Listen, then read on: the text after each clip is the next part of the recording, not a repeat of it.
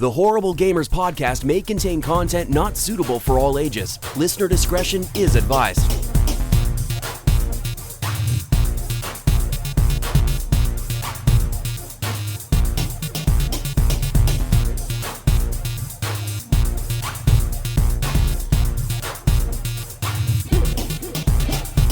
Welcome, ladies and gentlemen, to Horrible Gamers Podcast, show number 325, being recorded on October the 3rd, 2020. I'm your host, Jesus Gonzalez, also known as Jesus Walks Out. Today I'm joined by my friend from the Great White North, doing all the stuff, getting ready for Santa Claus and the holidays. Ryan Gibson, Gib8777. Welcome back, Ryan. Welcome. What is going on, everybody? Another episode of Horrible Gamers. Let's do this. Fuck yeah. And from the West Coast to Best Coast, our friend who is super hyped right now because he just did 3 rails of coke, Dead Kamikaze, Bill Garner II. Welcome. Welcome, Bill. What's going on? Let's do this. Yeah. And from Little Big Ohio, coming in hot from the Mayo's condominium, OmegaPain. Hey. What's up, guys? Let's do this. Let's get it done. Brandon. Hello. Hello, how are you? I was hoping that was the right name. I was like, is that the right name? I was waiting for him to butcher it. Welcome, people. Today, Gunny Chief could not make it. He is apparently at home doing some Fighting home forest stuff. fires. He's doing home stuff. He's over there still breaking cabinets and shit, being like home makeover or something. No, he's out there. He's like, the fire's close, and he's out there just putting it out. He's just He's like, no, you don't come near me. He's out there with the garden hose. Yeah, he's got to stand there and just water the property around his house so it doesn't burn down. only Gunny can prevent forest fires. Only Gunny. Only you could do that, Gunny. Good job, Gunny. Stay out there fighting the forest fires. And our friend, the Mayo, is gone. Once again, he's just gone. He's gone. I don't know what happened. He's out partying at another wedding. He's abandoned his post. Yeah, he's gone. He's gone. Anyways. We brought in his son to take his place. We replaced him.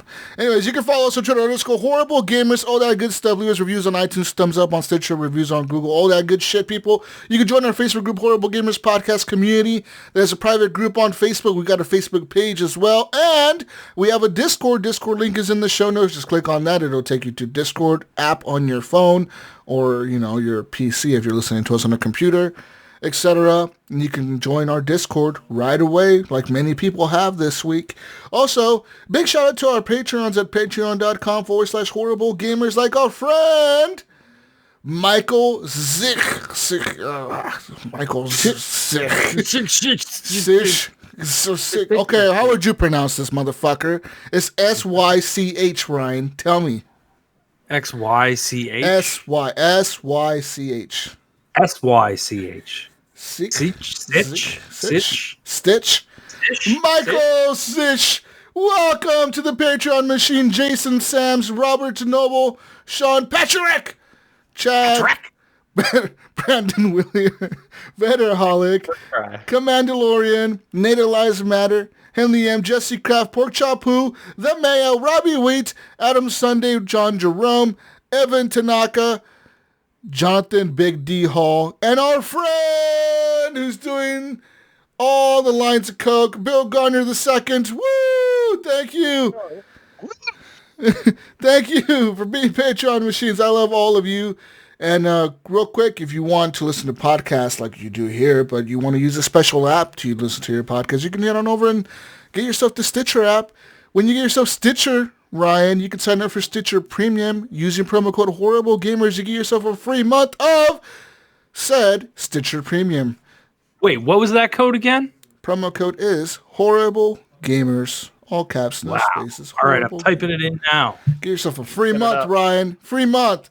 Yeah, and you want to get yourself some acrylic block or some socks, Ryan? Have you ever wanted? I've always wanted acrylic blocks and socks. I want socks and acrylic blocks. I'm a sock and acrylic block collector. All right, well, listen. This is an item you must have in your collection. You head on over to Redbubble, you search for Horrible Gamers, Ryan, and you click on the fucking person. I think it's a guy or a girl or they or them or him or something. Anyways, you click on that picture. And in there, you click more items, and there's acrylic blocks, there's socks, there's clocks.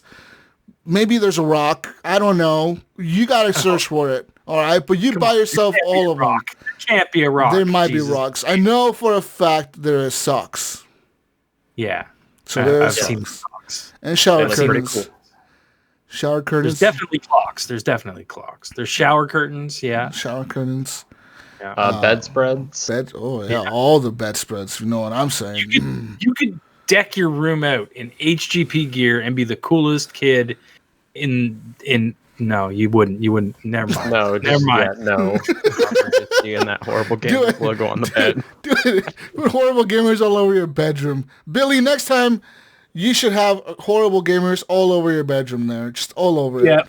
Everywhere. You need curtains, need bedspread, pillows. You got stickers on the wall. You got a clock. You got some pillows. You got an acrylic block, some pillowcases. Yeah. Use the acrylic block if anyone's going to break in. That acrylic block could be used as a self-defense weapon. Coasters. Put it in a pillowcase. You got a Horrible Gamers microphone pop screen. There you go. And a mask. You got a Horrible Gamers mask on your face. Yeah. Fuck yeah. Get yourself some gear over at Redbubble. Some Horrible Gamers gear, people. Yeah. Fuck yeah. Anyways. Big shout out to our friend Ricky Alfares for the intro, nacho music to the podcast. And let's get to talking about video games this week. Gentlemen, I played some video games. Y'all played video games. Let's talk about some video games we've been playing this week. So, actually, one of the games that I've been playing today is Mafia Remastered, Definitive. HGP Gaming. High Def Definitive Gaming Remastered Mafia. Is it HGP Game of the Year, Jesus? No, it's not. Cause there's another game that I played that's Game of the Year. But is it eligible to be HGP Game of the Year? I would say yes, because this game. Honestly, I played this. Oh, it is. Listen. I played this game back in PlayStation 2. Like, I want to say, yeah, like 20 years ago, probably. So I played this game a long fucking time ago, back on the PlayStation 2. I was always a fan of it. I always spoke highly of it. I remember you guys know that back when Mafia 3 was coming out, I was really hyped for that game because of these two games, Mafia 1 and Mafia 2. Having played the Mafia 2 remake, it looked good, but Mafia 1 even outdoes the graphics of the Mafia 2 game that they recently brought out and remade. Because I bought the collection, the 3 games. Mafia 1 looks fucking incredible, man. The city, it looks fucking like, it looks current gen. When you play this game, you're like, wow, like this shit looks... That's the game that they did the most work on too, right? They went back. They went back and reworked that entire game compared to Mafia 2 and 3. They just kind of touched up, right? Yeah. That's why it took so long for it to come out, because this one was like, we got to do some fucking work here to make this. Oh yeah, I mean, they would have brought out that old shit. I mean, literally, they retextured everything, dude. The characters look different. They look way more like detailed, more lifelike. The cutscenes are pretty fucking well done. The cutscenes are obviously all running like at 30 to 45 frames, but the game itself looks fucking good. What's different about this game compared to Resident Evil 2 being in the Game of the Year of last year? Fuck you. It was still wasn't it still in the Game of the Year? It was still in the discussion. Yeah, it was second. I think Eric was fighting for it to be the Game of the Year. Yeah, he was, but it wasn't going to win. Joke, but yeah, this game, man, looks fucking incredible. I'm having a blast with it. You're playing as Tommy. I forget his he says his last name, Tommy something, Thomas Angelo, and everyone calls him Tommy. You join this mob family. Hey, Tommy. You join this mob family, and you're kind of, what the story is, you're in a bar, like a diner or something, and you're kind of becoming an informant for this detective, this Irish detective, and he's asking you questions, and you're all fucking fucked up looking. You haven't slept for days, and you're telling the story of like, all right, tell me how you actually met up with the family. How did you join them? And he's going back and telling the story, and you're having these flashbacks, you're playing these missions. A very linear game from what I remember being it more open world back on the PlayStation 2. It's very linear. So like you literally like it'll start with the opening mission. It'll have like a little black screen with the words like saying this is how you met the family, welcome to the family or whatever. And then you do the mission, you watch the cutscene, and it'll fade out to black. It'll show the next scene. It'll be like the next second chapter 2 or whatever. And you do that mission, and it'll fade out to black, go to the next scene.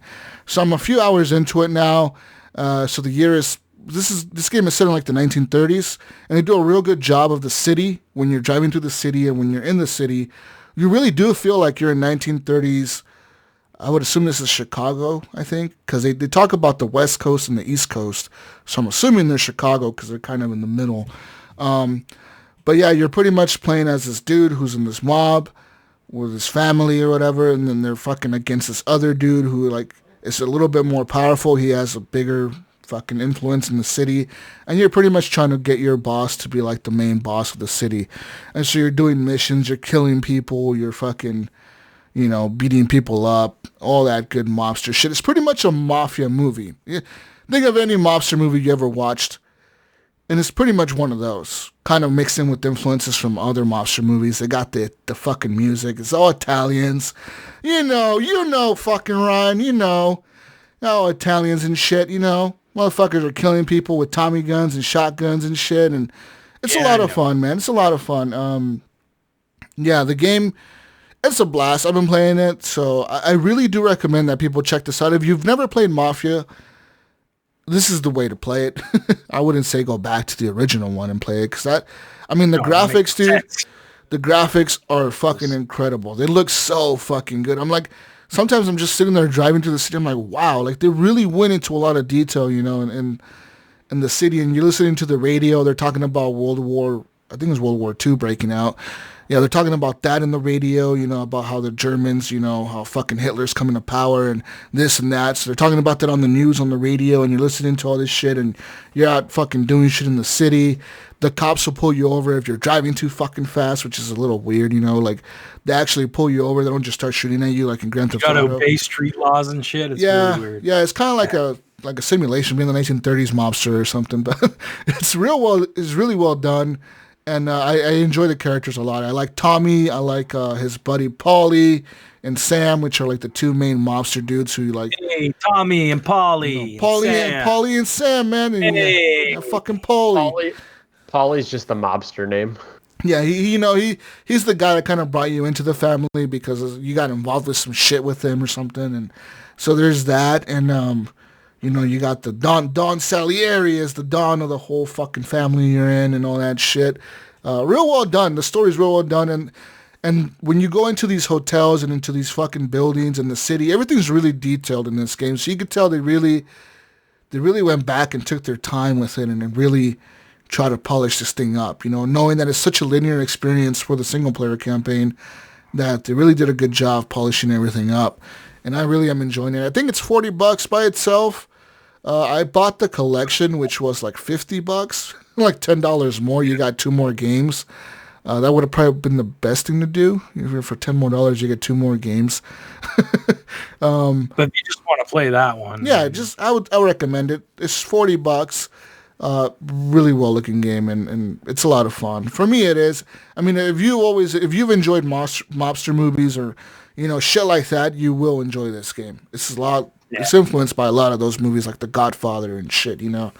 You're killing fucking chiefs of police and shit like that. Moving on now from Mafia, another game that I played this week was a new game that just came out this week, Star Wars Squadrons.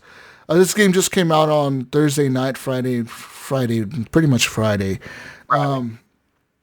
Yeah, so Star Wars Squadrons is what it is. You are either a member. Well, there's a single player campaign in this, so there is a single player story in this. In the single player story, you play as whatever you can name your character, whatever. You play as this pilot who's in the Imperial fucking. You know, you're part of the Empire, and you're just a pilot in the squad. And in the first mission, you start off where like, I think, what planet does the fucking Empire blow up in the fucking movie? The first movie. Yeah, I couldn't tell you. Is it Tatooine? What planet did it blow up, Billy? Fuck. These Star Wars nerds are gonna kill me. Yeah, the Star Wars people are gonna murder us on this one. Whatever. The planet just got blown up by the fucking Death Star, right? You know, when they blow up the one planet or whatever, you know, they're like, oh, you motherfuckers don't listen, we're blowing it up. And then the rebels escape on like this fleet. So like you start off, the first mission you do is, you know, you see the squad leader, you know, he's walking, he's talking to the fucking officer, and they're telling him, hey, your mission is to go find this fucking fleet that just escaped, and we think they went this way, and we think they're here. So you got to go there, and you got to find these motherfuckers. They're hiding in some cargo hold or something.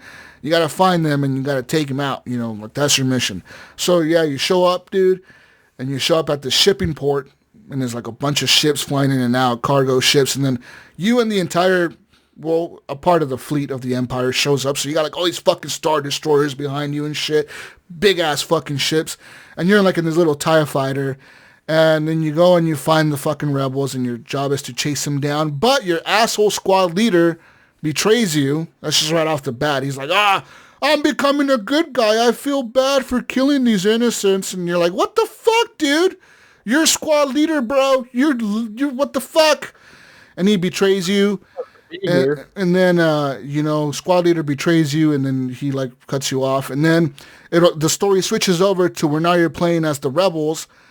And as the rebels, you're in this X-Wing, and you're getting the distress call from that guy. So he's like sending out a distress call saying, hey, we got fucking survivors over here. We need help right away. The fucking Empire fleet is all over us. They're going to fucking blow us up. We need your help right away. So, like, you and the fucking rebels, do you all, like, fucking, you know, teleport or whatever the fuck they do, that light speed bullshit. And then you get there, and you're like, just fucking going in, guns blazing right off the bat. Just pew, pew, pew, pew, pew, fucking. And it's fucking sick, Ryan. Dude, I'm playing this shit in VR, bro. I got the Oculus Rift, right? This thing has native support on Origin. I didn't buy it on Steam. I haven't played it through Origin for right now. Dude, it has native VR support, Ryan. And you're in this fucking X-Wing, dude. And you can, like, look around. You got the little fucking R2 robot behind you going beep, beep, beep, beep, beep, beep, fucking doing shit. And then you look around, bro. You got fucking other, like, you got these other X-Wing dudes flying next to you, your squadron or whatever. And then you, like, there's this mode in the VR that tells you, like, you can turn on immersion mode or, like, have the regular HUD on. And from right off the get-go, I just turned off the HUD. I said, like, put me in immersion mode because I'm playing this shit in VR, bro. I want to be immersed. And, yeah, they do. You have, like, no HUD. All the indications that you need are in the ship itself. So, like, your health, your shields, how much missiles you have, you know, like if your little robot is ready to repair the ship, if he's booted up. You got all that shit in the cockpit, and you have to make sure you're keeping, you know, your eyes on that while you're fighting the other ships. And it's fucking sick, dude, because, you know, you're flying in and you're taking out these fucking TIE fighters, and then, like, you know, if one of your guys is being targeted, he's like, oh, fuck, they're on my 6. And then you come in and you fucking help him out. He's like, thanks, bro. And then you're talking shit to each other. Like some dude I helped out, and he's like, don't fucking help me again. I don't need your help. Nah. It's fucking hilarious because everything you're saying that you're so excited about, I experienced not in VR, and I really, I'm just like, I don't care about this game at all. It's so sick. So like it's cool. It's cool. It's a cool game. I'm not trying to put it down and say that it's shit or it's bad or anything. I just not for me. Honestly, having only played this game in VR and hearing the complaints you have just said are only people that have played this game in 2D TV mode are the only people that I've heard complain about this game. Yeah. Everyone that I've heard, it really does feel like a game that was made for VR. Everyone who's played this in VR, hey, let's make more money. Bill was saying that last night on GFNG when we were talking about it, and I kind of agree with him that it feels like a VR game that they were like, but we want this out for everybody, so let's make a flat version of it. And every person that I've heard play this shit on VR has loved it, and I fucking love this game, dude. Is fucking amazing in VR, right? And like the fucking immersion, and just, you know, when you're in the TIE Fighter, you can fucking, you know, you look around and you're like, whoa. I'm like, how the fuck do these guys fly this shit? You got like a little window in front of you, like Like, this is impossible. You would die right away. In real life, the X-Wings would have such a fucking advantage over you. The X-Wings got windows all around them and shit, you know? And you got these little TIE fighters that are like one window in front of you. Like, you can't even look to the side. You gotta, like, turn the whole ship to fucking be able to look to the side. But yeah, man, like, the VR mode is incredible in this game. If you have a VR headset, any headset, I think any headset works. Windows, mixed reality, Samsung headsets, Odysseys, whatever the fuck else you got. Oculus, I know, works with Origin right off the bat. Oculus Quest also works with this. Dude, man, so good. I've been tossing with the idea of getting a Quest 2. Yeah, I ordered it. $300. I don't know. It's $450 up here. $450. Like 300 here. Yeah. I mean, I think the Oculus Quest 2 is probably the best headset at this point in time that you could buy. I mean, if you were to get into it, you know, on the PC side, because it's so cheap and you can use it alone, and you can. It's not even really just for me. Kathy wants it to do like exercise stuff with. There you go. And I would like try out stuff. You know, I would try out games and stuff like that with it. But I think it's cooler in VR. I don't know if it'll happen. We'll see. Do they have it on the actual Oculus store? No, you have to buy it through Origin. Origin, yeah. Or Steam, right? You can go through Steam as well. Yeah, one of the things that I did notice, the game was crashing on me in the beginning. Every time I launched VR mode, it would just crash, and I was like, "What the fuck?" And I googled it. One of the answers that I saw on Reddit was the game cannot be ran in full screen mode. It has to be run in windowed mode or window borderless, and that was it. Like, I put it in Windows borderless, and boom, like, VR mode came on right away, and it worked. And I'm telling you, dude, this game, it's so fucking much fun in VR. It is that mode that they had in that Star Wars Battlefront original on the PSVR. It's that mode, and they made a game out of that. Just like I knew they eventually would, they made a fucking game out of that mode, because they were like, that mode is so sick, we need to make a game out of this, and they did it, and it fucking works. And it's fucking sick. And the multiplayer is a lot of fun. I got into the multiplayer a little bit. It got a few matches in me. First match, I got wrecked. I think I got one kill maybe. I died like 10 times. Were you doing the dogfighting mode or the other mode? No, the dogfighting mode. And I was just fucking wrecked. Second match though, dude, I got like 7 kills. I was in it, motherfucker. Like, I somehow just, everything clicked. The turning of the ship, you know, keeping an eye out for the enemy and all that shit. It all just clicked. And I was in it. Like, I don't know, VR, like, sometimes you got to get into, like, play it a little bit, and then your brain kind of clicks. I was like that with the game, too, Jesus. It was like, it took me a bit. At first, I was getting really frustrated, and I was like, I don't fucking like the way this feels. But then, after I flew the ship around for a bit, I was like, okay, wait a minute. I'm like, okay, I get this now. You know what I mean? Like, I kind of get this. I get the feel of it now. And then I got stuck in the side of a Death Star and it glitched out on me, and I was just stuck in the side of the Death Star, and everyone was flying around. I'm like, stuck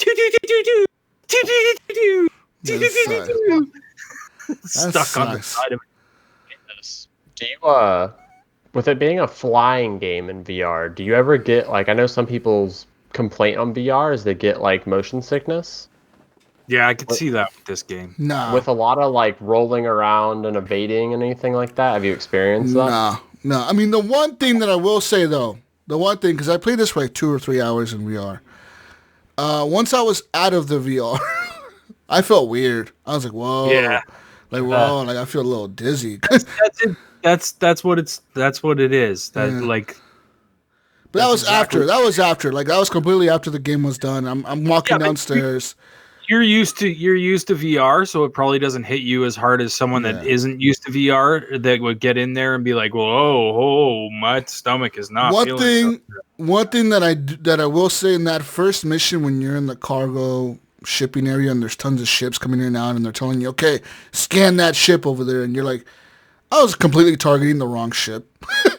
Yeah. Like, what ship do you want me to, like, scan the ship? And I'm like, what fucking ship, motherfucker? There's like 1,000 ships here. Which one? I'm just shooting at random fucking civilians and shit. I'm like, which fucking ship, motherfucker? I was getting frustrated. What ship? One of the last missions I did was like, take out these guys so that we can, I don't know, spoilers, something about a Death Destroyer. And I'm like, okay, so I start shooting these giant ships, and I'm like, man, this is just, nothing's happening. not doing anything. Their shield is not going away. Failing the mission. Was that right after that when you go and rescue the dude and then you're fighting with the captain of the TIE fighter captain guy, and he's like, we need to help take out this what's it called, like a vector something ship or something, and there's like, it's not a Star Destroyer, but it's like almost like half the size of one, or like a quarter the size of one. That one took a little bit. Yeah, but the one I'm talking about is a little bit further down when you're back to being the rebellion or whatever again. Okay. Well, anyways, this game is dope, man. Y'all really should play this if you have a VR headset. As far as non-VR users, people playing this on Xbox, do not get it on Xbox. It's probably the worst platform you can get it on. I mean, here's the thing. If you're on Xbox and you have EA Play it. You get your 10-hour trial. Yeah. You have no reason not to. Yeah, you can play it and decide whether you like it or not. You know what I mean? Like that's the good thing about it. Like, I didn't buy it. I have it on EA Play. So I'm not too disappointed. Like, I was really tossing up between picking this up or picking up Crash. But I thought Crash 4 was like a $40 game. I didn't think it was a full price game. So, like, when I saw it was a full price game, I'm like, no, I'll wait for that to go on sale, because I know Crash is going to go on sale eventually, like Black Friday or whatever. It'll be on sale for like $30 or something. All the winter sales coming up. Yeah. Black Friday, though, it'll be huge. But yeah, man, this fucking game is incredible. Like I said, I was in it, dude. I was fucking in it. I was in an X-Wing. I was flying around with some fucking dudes that were like, fucking, let's go. And, and the cool thing is that there is banter between, like, in the campaign, they do a really good job of having the banter between you and the other pilots. There are people that are talking shit to you for helping them. There's people that are talking shit to you for not helping them. There's jokes between each other. Even the fucking Empire people, they're not all serious, man. They're just people like you and me, Ryan. They're just doing their job. Sometimes you gotta blow up a fucking planet. They don't think they're the bad guy. They don't think they're the bad guy. No, sometimes you gotta blow up a planet to get people to listen. That's right. All right. Politics. Sometimes you just gotta get the coronavirus to get people to Oh, wait. Anyways, hold on. Anyways, motherfucker. But yeah, this game was worth the $40 or whatever. I love it. I fucking love it. And there is upgrades you can do to your ship. If you didn't know this was one thing that I kind of figured out last night after playing a few matches, was you get these points and you unlock shit you can buy skins. Well, you don't buy skins. You can unlock these skins for your pilot that just show up when you win or whatever. It's usually when you win. And you do poses and all that bullshit and emotes. But there's also unlocks for your ship. And I don't know if a lot of people may have not known this, but you can actually go to the ship customization screen. You go in there, and you can actually change the type of engine your ship has, so you can make it maneuver faster. Like you can make it so it's faster when it turns, but it takes away your speed when you're going straight, or decreases your shields. Like acceleration, but you can corner. Or you can have it to where it's really fast at acceleration, but it turns a little bit slower, or it has a lot of power. It can take a lot of hits because your shields are like super. Your hull is like super extra protected, but you could take a lot of hits from missiles, but your lasers do more damage to you. Or you can take a lot of laser hits, but a rocket will do more damage to you. Like, you can switch out things like that, and also you can customize your weapon loadout as well. You can change out the type of weapons you have on your ship. You can make them more powerful, less powerful, etc. So there's customization options there as well. And I know that for sure I'm going to be changing out some of the options on my ship, because as much as I like the OG, TIE fighter, it needs some upgrades, and for sure I'll be making some of those to make that fucker turn faster and shit. Because turning is key in this game. Just keep turning. Literally, there was one guy, me and him, we were turning for 2 minutes. Just going in circles, just trying to kill each other. Just trying to kill each other. Space. We were trying to kill each other. I was on him for ever. He tried to shake me, but he couldn't. I was just on his ass, and he just kept trying to make all these turns, and I was just fucking slowing down right with him, and just fucking making all these turns. And then there was one guy that I noticed. He was just stopped. He was just stopped in the middle of the fucking map. Just stopped. And he was spinning in circles. He was just spinning in circles, shooting people, just spinning in circles. He wasn't even moving, dude. He was just stopped completely, just spinning in circles, shooting people. I'm like, you motherfucker. So there is a lot of things you can learn. It's like Battlefield, the dogfighting modes in Battlefield and shit. Like, it's a lot like that, where once you learn the tricks and shit you can do with the planes, you can figure it out and get better. With the nitro drifting. Yeah. Other game that I played this week that was a lot of fun, man. Okay, I gotta talk about this game in detail, guys. I played all right, this game. I'm gonna go take a nap. This game has changed my life, Ryan. This game has changed my life. I won't play this game for the rest of my life, I think. It better be the game that I'm thinking of. Okay. Crusader Kings 3. Oh, Jesus. Oh, God. All right, listen. Man, I told you it was a Jesus game. God. This is totally a fucking Jesus game, Billy. All right, I tried it the weekend you told me to try it. I wasn't into it. I was like, this is not cool, man. This is lame. All right, I went into it the other day, and I played it for like 7 hours straight. Oh. All right? All right, so let me tell you about the dynasty of King of the Muncher dynasty from Ireland. All right, my dynasty that I created. All right, I started off as King Brian Muncher the first, motherfucker, and I had my empire, Ryan. All right, I invaded this dude. I made it was like a little empire, you know. Got my dynasty going, you know. I had like 10 wives and like 15 children or something. A lot of kids, a lot of wives. You know, you gotta make sure your dynasty continues somehow. Yeah, why not? And so yeah, I mean, during my reign as king. Near the end of my reign, so like you start off pretty young. I think you start off when you're like 18 or 20 or some shit, and then your characters do live and they die by either old age or somebody kills them during a battle, or like if somebody sieges your castle, they can actually take your family and you prisoner and either torture you in prison and get information out of you or kill you. Either they'll kill you right away because you're the king, or they'll hold you as ransom so they can release you later to the other people or whatever. So yeah, I had my little empire going for a bit, right? It was like 50 years of like mostly peace. I was just building up armies. I had a pretty decent sized army, and I was just trying to keep the peace in my fucking country, you know, like I'm just living my, you know, eventually I'm going to take over all of Ireland, but right now I just got the little bottom corner of it, dude. I'm just chilling, right? So in this little bottom corner, a lot of things happened, dude. All right. I had I had people that were married off to other countries, and you marry them off to like France, England, fucking Roman Empire, other countries around the fucking map. This map is huge, by the way. And one of my nephews decided to go to war with me near the end of my life as King Brian Muncher the First. Right? He went to war with me because he said he was the rightful owner of this fucking area that I invaded and took over. He was like, I'm the rightful owner of this fucking land. Fuck you, uncle. You're dying. And he fucking declared war on me. I called upon my allies, of course, you know, because I had a bunch of allies because I married off my children and shit to other people and made a bunch of alliances, Game of Thrones style. And my allies all sucked.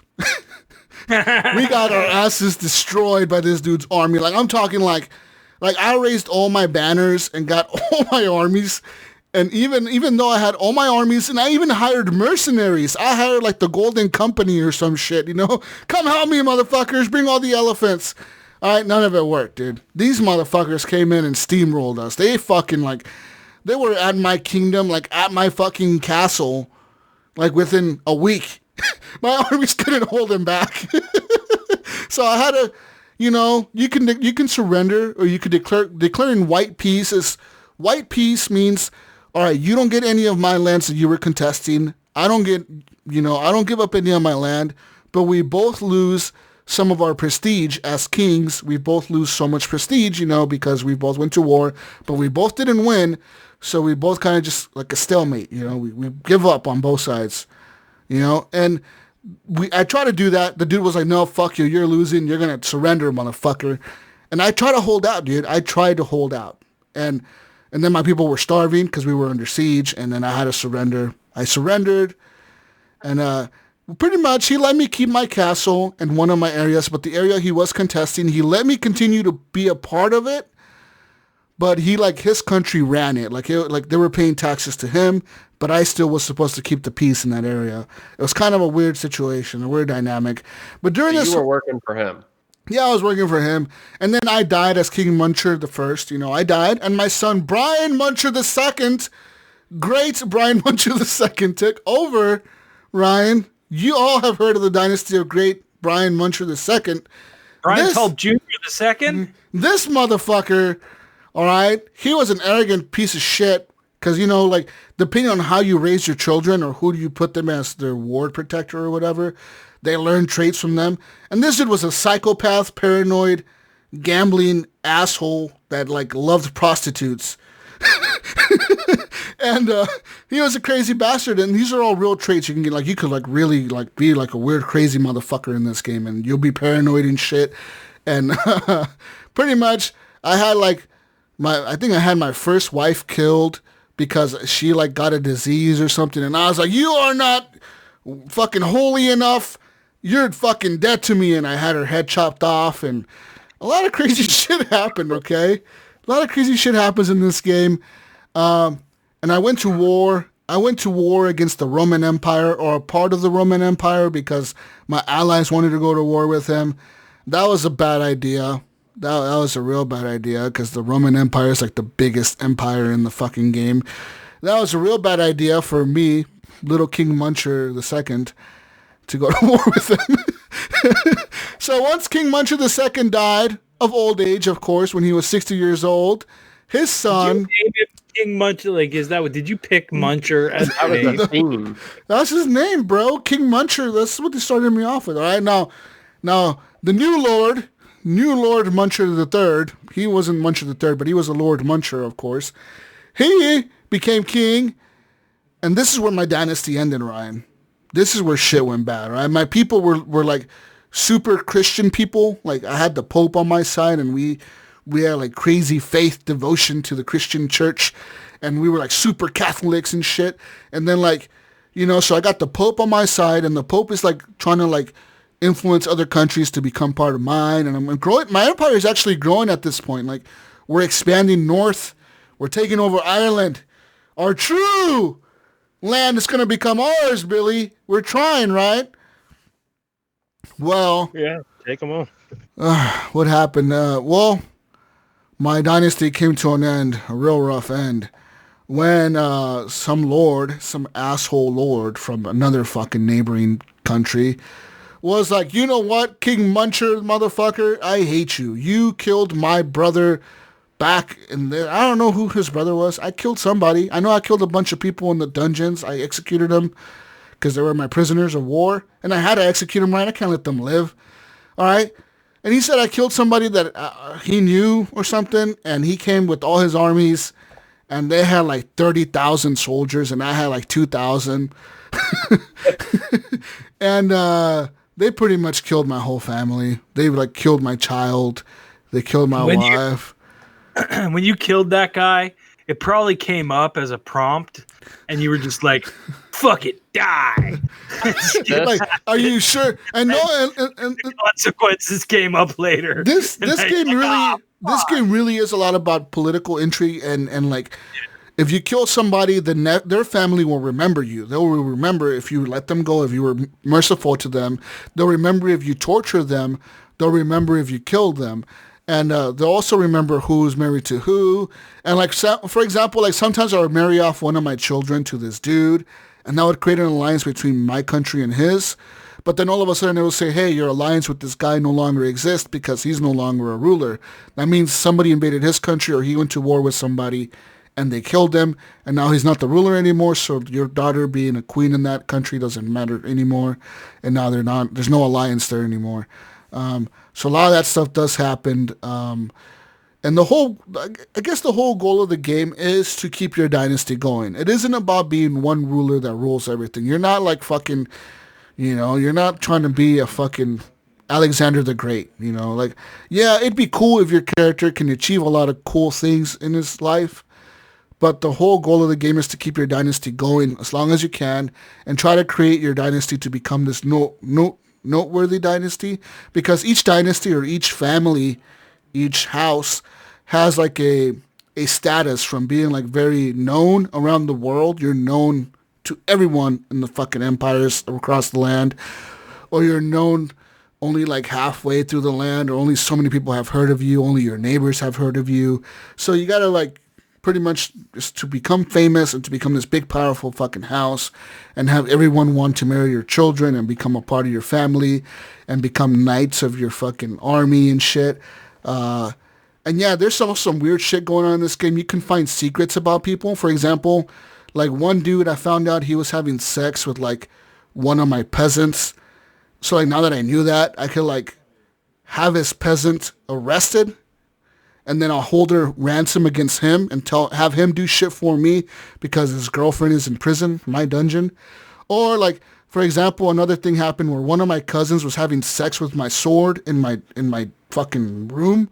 Like I was walking into my room and it says, "You fucking your sword." As you're walking into your room, you're walking into your cousin and she's pleasuring herself with your sword, like the sword of your family, like your house is. Is it the sharp end or the hand? I don't know, but it says she was like pleasuring herself with the sword, and then like it tells you like right there, like you have options. It'll be like, all right, call the guards right away and have her in prison because you're like, my country was a very holy nation. We can't have people fucking doing this shit. So I could have her imprisoned, or I can hold this secret against her. And like, now she owes me this fucking favor because I hid this for her. Or like, I can help her or something. Like I said, or you could join in or something. I was like, oh, interesting. So you got all these fucking dynamics and weird things going on where like, you can have affairs with people and then that'll create bastards. And these bastards can like, later on, come back when you die and try to fight their brothers for like the kingdom, and now you have a civil war going on in your own country when you die. It's a lot of fucking shit that goes on. This game is deeper than you may ever think. Maybe 15 kids didn't pay off in the end. 15 kids do pay off, all right? They wanted to go to war with each other, that's cool. But they didn't. But they could though, and it'll say that like they warn you, like, hey, if you have too many kids, too many like brothers that are too close in age or whatever, and like they feel like they're the rightful ruler and they have the traits that they feel like they're the rightful ruler, they will raise an army if they can, and they will go to war with their brothers to kill their brother to become king of the land once you die. And it's like, or they could even try to kill, like your own family can try to kill you and become king. Like say your son is 30 years old and you're fucking 70, and your son is like, hey, this motherfucker doesn't die. He's 70, he should be dead already. I want to be king, Ryan. You can try to plot and kill your own family. You can plot and kill your own son, or you kill your own wife, or kill your son can plot to kill you. There was a few assassination attempts on the third king that I told you. We eventually lost our dynasty there because we got everyone killed. But there was a lot of assassination attempts on that dude. I'm telling you, all his wives got sick and they all died. His children got sick. They got like these lumps and shit. There was a snake in his bed one time.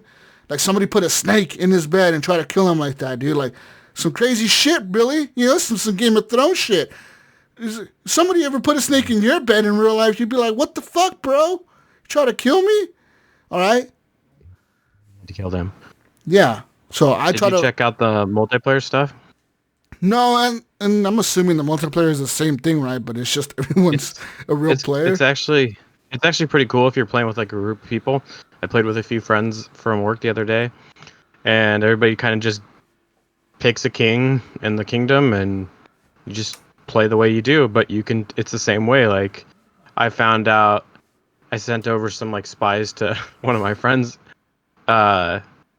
kingdoms, and they found out that the king was having an affair with one of his servants, and his wife didn't know about it. So you could just hold it over their head. Yeah. It's really cool, man. Like, it's a lot of fun. Yeah. This game is a lot of fun. It's really deep too, and like once you play as your family, as a dynasty, you start earning these perks, and these perks will carry on throughout the legacy. Like throughout your whole dynasty, these perks will just carry on. So like if your family starts being known for being like a great military family, you're gonna earn the perk for being a great military family. But it doesn't necessarily mean your ruler, the next ruler, is going to be a great military leader.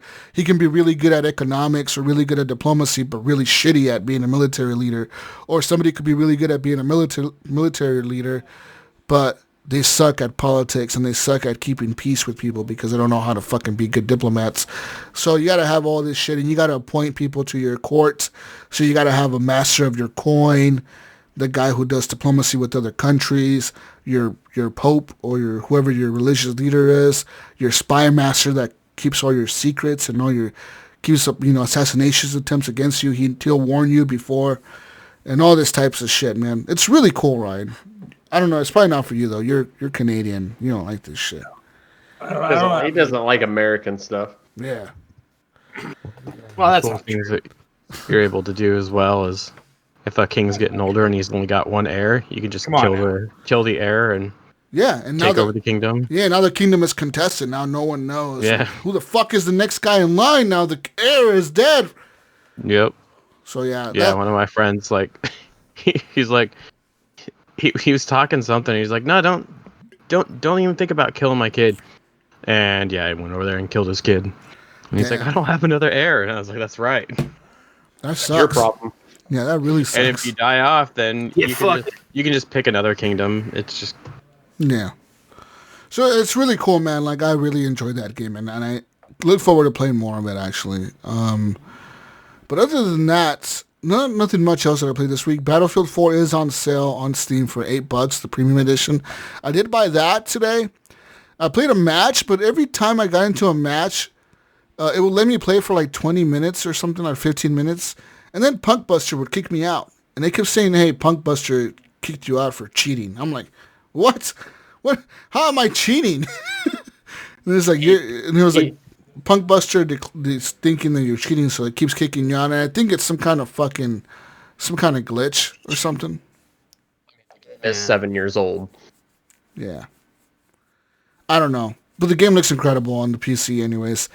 Being 7 years old, running that shit on Ultra with like everything in like at 150% resolution.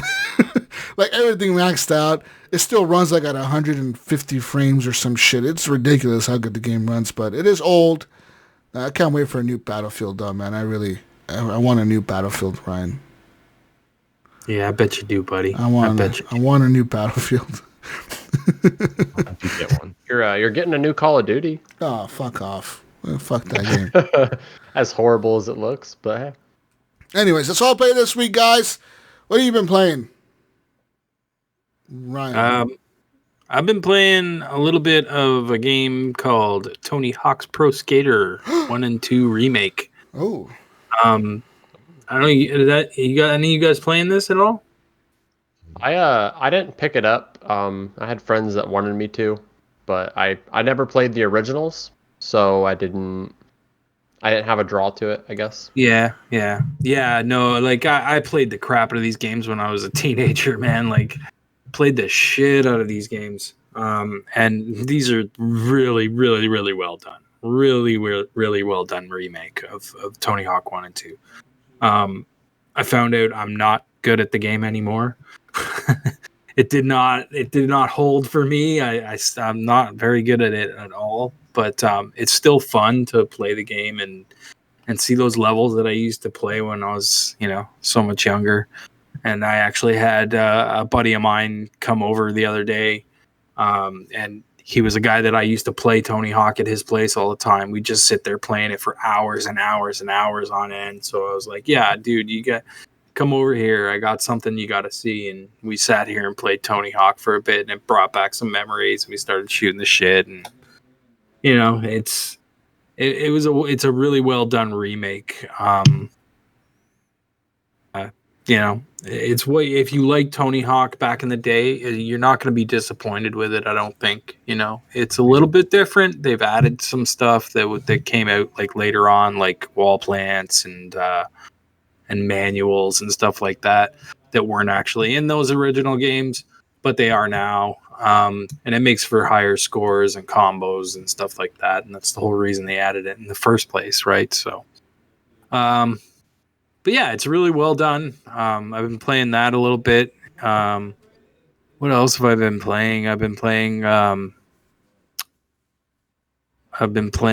What the hell is that game called? A little bit of that Drake Hollow game, which is kind of fun. I haven't played a whole lot of it, but I just kind of played by myself for a bit, and it took me a little while to figure that game out. Like I was like, I don't know what I'm supposed to be doing, and then I was like, oh, now I get it. I got to go to all these different islands and get rid of all the stuff, like all the little bad guy stuff, and yeah, it's all right. It's kind of cool. It's on Game Pass, so it's worth checking out. I played that Hot Shots Racing or whatever, and that's kind of cool. It's kind of like an outrun game, a little more modern, but it has still an old school kind of look to it. It was kind of fun. And then the last game that I've been playing, and Jesus, this was the game that I was hoping you were talking about. I was really hoping you were going to tell me that you were playing this game too, and it changed your life, because it is fucking amazing. Hades. This game is fucking What is this bad ass. You got to play Hades. Is it? Mayo needs to play fucking Hades. I don't know if he's played it or not. I keep telling him he's got to play it. This is a Mayo ass fucking game. Like, he needs to be playing this. Can I betray people and have them murdered in their sleep? Well, I mean, maybe. Maybe. Yeah, I don't know. None of their 80s trying to escape hell. So I mean, basically, yeah, you're the son of Hades. You're trying to escape hell, and all of the Olympians are trying to help you by giving you buffs and stuff like that. So it's like a roguelike game where you go in and you're going to restart over and over and build yourself up and get yourself more powerful and move further and further along as you do that. Yeah, kind of like Dead Cells. It's more West of Dead kind of style, because it's that isometric kind of view where it's an above, but it's a hack and slash instead of a shooter, right? So you're like, you got sword. Well, you can shoot too, because there's bows and guns as well, but you have swords or a shield that you can throw like Captain America style, or what's the fucking pike? Like it's like a pike, like a big long fucking pike that you can stab people with, and you get lots of distance out of it. You mentioned that the Olympians are helping you. So yes, do they ever gift you like any of their weapons, anything like that? They gift you boons which will like make your weapons better or give you buffs and stuff like that. So they'll give you something kind of like in Dead Cells when you get like a new weapon and it has different buffs on it. They can give you buffs that will like do things for you. Like it might be like, hey, every time you kill somebody with this weapon, you get 2 health back. Or it might be from Zeus, and it's like every time you hit somebody, you will combo off 3 other people with lightning. Or you might get all the different gods have all their different things that they can give you, like types of buffs that they can give you.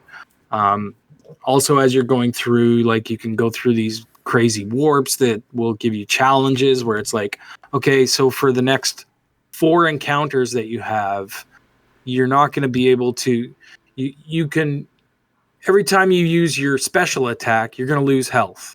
But after those 4 attacks, your health will go up. You'll gain 75 points to your health. You know what I mean? So you got to get through those 4 encounters without using your special attack. You just use your normal attack instead. And then when you get through those 4 encounters, your actual health bar goes up by 75 points. And that's like a special thing that you can go to, like a special warp. And it's like, there's other ones where you warp in and you have to fight these humongous battles where you have so much time to kill so many enemies and to open a chest or something like that. But the game is a lot of fun. I have been nonstop playing it. I made it to the last boss today. I made it all the way to the end, and I was like, yes, I'm actually going to finish this finally. And I literally, both of us had like a chip of fucking health left on her, and I just didn't get to him in time. He hit me first, and I died, and I was like, no. But I had an amazing run with like a fully loaded kit. Like I was just destroying everything, and it was really fun.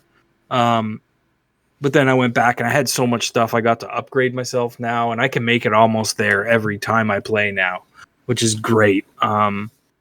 So I'm having a lot of fun with that game. It's on Switch, and it's on the Epic Game Store, and it's on Steam as well. It is not on Xbox or PS4 as far as I know. And apparently there's no plans to bring it to Xbox. I think it might be coming to PS4.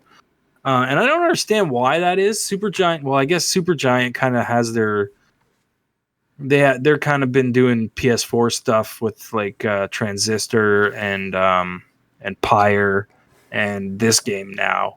So maybe that's why. I don't know. They had a lot of support on Bastion when they first started out, which is probably one of my favorite Supergiant games personally. Oh, and another thing about this game, fucking soundtrack is killer. It's so good. If you like that style that Supergiant Games has, you're gonna love this soundtrack. It's a little more metal than Supergiant usually is. They're usually a little more calmer, but this one's like pretty heavy. There's like, it starts out all calm and then it gets super heavy by the end, but it's still that Darren Korb style. Like I really like him as a musician. Like, he's a good composer. He makes really good soundtracks. So this one's the same. I went through and just skipped through the soundtrack the other day, and I was like, oh my God, like all these songs are bangers. They're like just awesome. So check it out. Hades, man. It's fucking awesome. I hope it comes to more consoles. I hope it comes to Xbox and PS4 because it deserves it. And it's doing well as far as I know. It's been selling like crazy. I actually got it for like $8 or something like that, because I found out the Epic Games Store actually gives $14 coupons in Canada. So you guys get your $10 coupons, we get $14 coupons. So that's nice. I was like, whoa, that's fucking cool. So I did that Rocket League download and got the $14 coupon, applied it to this game, and bought it for like $8. So I was like, all right, that's sweet.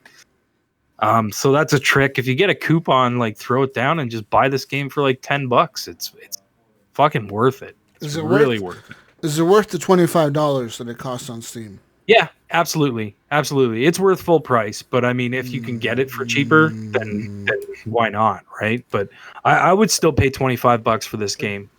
It's definitely worth it. Interesting. But that's pretty much all I've been playing. I played a little bit of Star Wars as well, but you guys talked about that already. Yeah. So, yeah, that's it for me. Nice. But you, Bill? Played some Squadrons, and I have about the same feeling. I only played it in the flat version, and it's just a game. I don't think it was great. It's great. But that's mainly because it's not great. It's not bad. It's mainly it's just meh. The VR thing. Like, it's like got those VR.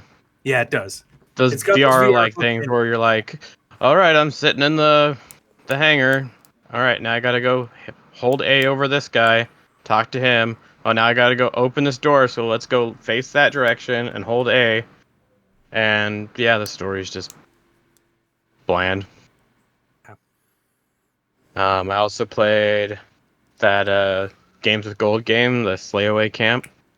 And I haven't tried that yet. Yeah. It's a fun little, like, I played it on mobile for a while. It's basically just a puzzle game, but you're like a little serial killer, and you have to figure out different ways to kill everybody and then get back to the X. So there'll be like little obstacles that you have to figure out. All right, well, I need this guy standing here so that I don't go too far. And yeah, there's just different little movies. You're just playing out little scenes. And yeah, it definitely looks like a, Jason, or, the slaughterhouse type killer. So I played some of that, and that's pretty fun. And it's Games with Gold, so it doesn't cost anything. I also played some Drake Hollow. Yeah, I got probably about the same as where Ryan was, and just kind of like, it's not for me. Played some Destiny 2 a little bit, and I think I'll be ready when that expansion comes out to play a little bit more. And I think Hades. I played a lot of Hades. That game is really good. It's basically like Diablo meets Dead Cells. So it's got the Diablo hack and slash playthrough, but it's a roguelike. And the biggest difference with the roguelike is that it actually has a decent story, and you dying and coming back makes sense for the story. So I thought that was cool. And it's cool just hearing how the other gods and react to you, because some of them are there to stop you, so they're like the first boss, and that first boss that you have to fight multiple times, as you keep killing her over and over again, she just gets kind of like an attitude with you and just hates you. She's like, motherfucker, you just keep killing me. Or like if she kills you and you go back, she'll just kind of rub it in your face and like, oh, you're back again. So there's just little cool features like that. But yeah, that's about it for as far as the games I played. Nice. What about you, Omega? Lately it's been a lot of Rogue Company over on the Epic Game Store. So I bought when... Isn't that game that's going to be free to play eventually, but you got to pay to get in right now? So it is free to play officially. I believe that was like 2 or 3 days ago. Okay. But yeah, originally it was you had to buy into the early access, which you could buy in for like $15. Yeah. It's not bad. It's got like a, for me, it's got the idea of like Valorant and CSGO and like Bomb and things like that. But it also has like division mechanics. Like if you're behind cover and you peek, your character will just peek out from behind cover. But as soon as you let go, your character automatically goes back into cover. It's not bad. It's really fun. Get a lot of people going. You can have a whole squad of 4. It's nice. With it becoming free to play right now, I'm curious to see how they're going to combat like cheaters and exploits and things like that, because any game that's free to play always has it. Yeah. So it'll be interesting to see how they go that route. Waiting to see if they do a battle pass, just because that's like the new norm for like every video game. Yeah, that's the thing, right? Nowadays it's fucking battle pass. Everything has a battle pass. Yeah. Everything. They just came out with a store, so I feel like a battle pass is just next. But other than that, I downloaded Rocket League to obviously get the coupon. Was the main reason, because I'm shit at Rocket League. But playing that off and on the last couple of days with my brother and some of his friends, just to pass the time when I'm not doing anything. That game's good if you can be good at it. Like, I can hit the ball on the ground. It's when I get in a match with people and they can fly and the ball never touches the ground that I'm out. People are predicting where their car is going to be and just, what the hell did that guy just do? How did he just do that? Yeah, like I lost a game to a guy today and he's like doing like triple front flips in the air while keeping the ball above him, and I'm like, this isn't even fair. Like, but other than that, my main game is always Sea of Thieves. We play that game way too much, probably. That's had a couple new updates. So we just go in, get our stuff done. Anymore, I don't play it for the story. I just play it for the PvP encounters. But cool. What's up? What else? Games wise, that's about it. I'm waiting on a game. I've got Ghost Runner pre-ordered on Epic. What's Ghost Runner? Talk to me about this shit. So it reminds me of the what's the old game? It's like Mirror's Edge kind of. Oh, where you're like running, right, and all the, like, it has all the ray tracing, the beautiful lights, and you gotta slice people. Yeah, I remember this. Yeah, so it's on Epic. It comes out on the 27th of October, and so that would be this month, I guess. But yeah, it looks good. I need more games that I can play that aren't PvP. Just a nice single player game. Yeah. It looks good. It's supposed to be set in like that cyberpunk world. So I pre-ordered that. So is this one of those games that's coming out first on Epic and then on Steam? Because I see right now you can save 20% of your pre-order on Steam. Yeah, well, I know on Epic, I've got it up on Epic right now. Epic is running 20% off the game if you pre-order, and then they're giving you 2 in-game katanas. Let's see here. If you pre-order with Steam, you just get 20% off. Oh, Yeah. no, you get the katanas as well. It's a Do you? pre-order offer. It's $23.99 on Steam, so I'm assuming it's the same on Epic. It It looks really cool, man. I like the aesthetic of it, like all the lights and shit. It looks really cool, but I just don't know if it's a game for me. Maybe I'll pick it up. You know, you're right. You know, it's always good to have like a single player game to play. Yeah, I need a game I can just relax in. Like, Well, I don't know sit if back I don't know if you're gonna be relaxing much in this game. You're fucking running around slicing people and shit. but other than that, what else? I think that's pretty much it. Sea of Thieves takes up most of my time for the most part. I mean, yeah, didn't they just do like some new cancer research DLC pack? yeah, they did something with it might have been St. Jude's or something, but they basically made a DLC. You could spend like $6 and get sales in game, and then those sales went toward cancer, 100% of the profits. So Nice. bought those. But yeah, other than that, it's just been like those 3 mainly. It's kind of Awesome, what man. I fluctuate between. You know, speaking of 3, Call of Duty just released their new season 6 update, Ryan. Season 6, motherfucker. Woo! What? Are you talking about Fortnite? Season What? 6 in Call of Duty. Woo! Season Is that- 6. Season. Oh, that- Are you, we're season 6, guys. Woo! Jesus, look at how excited I am that it's season 6. Season 6, Ryan. Right. Hey, I made a Always really wanted smart season decision, 6. and I just uninstalled Call of Duty, and my soul has felt so much lighter. Season 6. I bet your hard drive feels so much lighter too. Oh, dude, it lost like 5 pounds. Season 6 is the new hype. All right, let me tell you all about season. Season right. 6 just came out, guys. Let me go. Wait, can I get? I gotta Let get me my. tell you pillow. what they I'm have. gonna have a Let nap me tell again. you the new update Like they've it. done.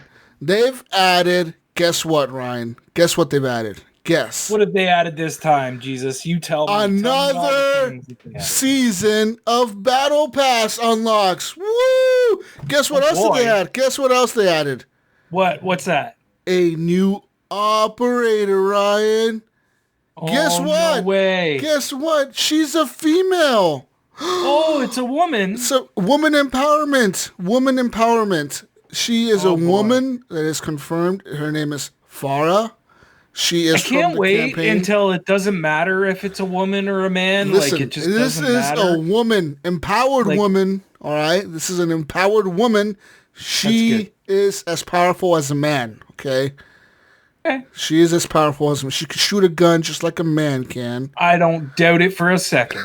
I don't doubt it for a second. All right, and we got new you're a maps. recoil. We got new maps on the multiplayer side. There is new maps. I haven't played them. More maps. Yes, like 2 new maps, Wow. and then a new map also for the 2v2 gun mode. Like, No who would have fucking thought? way. Who Another would have map thought? As well. They're so generous. They're just giving away. They're just giving away. all This these one. maps away. They're so generous. This is the most generous company in the world. They give out all this stuff, right? And all right, listen, Omega. Before you start your shit, all right, listen. They added new content to Warzone for free. Free. Wow. All right, listen. They've added a new subway system. The subway system is pretty dope. It goes around the map. It goes stop to stop. You get on the train. You don't really ride the train. It's kind of like, You talked about this last week, G. listen, this is the more like, but like last week it wasn't live. This week is live. All right, they got new. It fast travels. It's like more of a fast travel system than an actual But ride. then you shoot people on the train and the train stops. And No, at the train station, Ryan. You don't, Ryan. Listen, you don't know this, Ryan. You get on the train, and if people shooting you at the train station, when you get on the train doesn't go. But if there's nobody there, then you go, and then it just goes to black screen. Then it goes to the next train station, and you're there. But Ryan, listen, there's also a train above Right on the ground. train. There's a train above ground that you can actually ride around. So there's 2 trains. Oh, there's 2 trains. There's subways and regular trains. They're one-upping themselves. No wonder it's like 250 gig. 2 they got trains. 2 trains in there. There's Jesus Christ. 2 with 85 gig updates 2 every other Wednesday. That was my next question, Jesus. So how many more gig did they add to this 55. game? Another 65 gigs. 55. What is it up to now? What is your fucking total install? Like 200 something, bro. But it's okay. Listen. Is it okay? Okay. I got on an Xbox Series S hard drive by the time it's done. Is it gonna fit on there? It'd be like the only game you could put on there, I think. But listen, it's all good, all right? So like they got new guns as well. They added new weapons to the game, but you gotta unlock them either through the battle pass or by buying the fucking content or by unlocking them by doing the challenges. Either or, there's different ways to unlock these things. You can just pay for them or you can unlock them by playing or whatever. I really like Call of Duty. There's a problem though with this update. This recent update for me and as well for... Wait, what did you say? You said you really like Call of Duty? Listen. Repeat that. Listen. Say that again? There's a problem with this update. No, that's not what it. That's not what I wanted to say again. Here's something else. So problem with this update. Shut up. There's a problem with this update. The problem with this update is that this has been crashing a lot of people's PCs, and I know for a fact that it's crashed Brink's PC in it, and it actually crashed mine the other day. And it's not just like it's affecting everyone. Like it's a widespread known issue at this point that they've been crashing PCs, and nobody really knows why.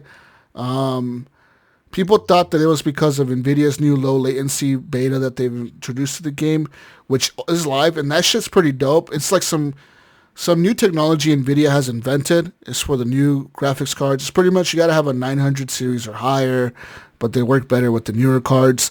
And this new low latency technology that NVIDIA has introduced, apparently, like, if you have any input lag from your mouse or your monitor on your computer, it reduces that to like none. So they got it on the Call of Duty where you can have it disabled completely and it's just normal like it used to be, or you can have it triple buffered or like double buffered. So it does some shit where it reduces your latency and aiming and all that. And some people thought it was because of that. I don't know if they patched it because, like I said, ever since that day, I had no choice but to play Crusader Kings or King Crusader. Is it Crusader? I don't know how the fuck that goes. It's either King Crusaders or Crusader Kings. Crusader Kings, I think. King Crusader sound good too. All right, listen. But I played that game and I haven't been playing. I've been playing it nonstop since then. But I haven't gone back yet, so they may have fixed it. But I do know for a fact, like that same day, I watched Stone Mountain 64 streaming on Facebook. And his shit was crashing left and right, dude. Like, literally every match he was in, it was like, oh, is it going to crash? Like, he would be up. They would be up, like, winning. Like, they had killed, like, 4 squads already. And then, boom. His whole team would just wipe. It would just, like, turn off his computer. The shit would go back to the main menu. He had to reboot. And he was like, oh, this has been happening all day. Call of Duty all day. And they had like some kind of special connection to Call of Duty servers. Like he was texting people at Activision saying, hey, motherfucker, what the fuck? And they would like try to get him in again into a server and it would still crash. So I don't know what the fuck Call of Duty did to the game. They obviously put some bug in it that's crashing it. So there's that. I wonder if they fixed it though or not. What? We not Call of Duty, but when you said that, that brought up something. So Rogue Company's been having the same issue with crashing your computer.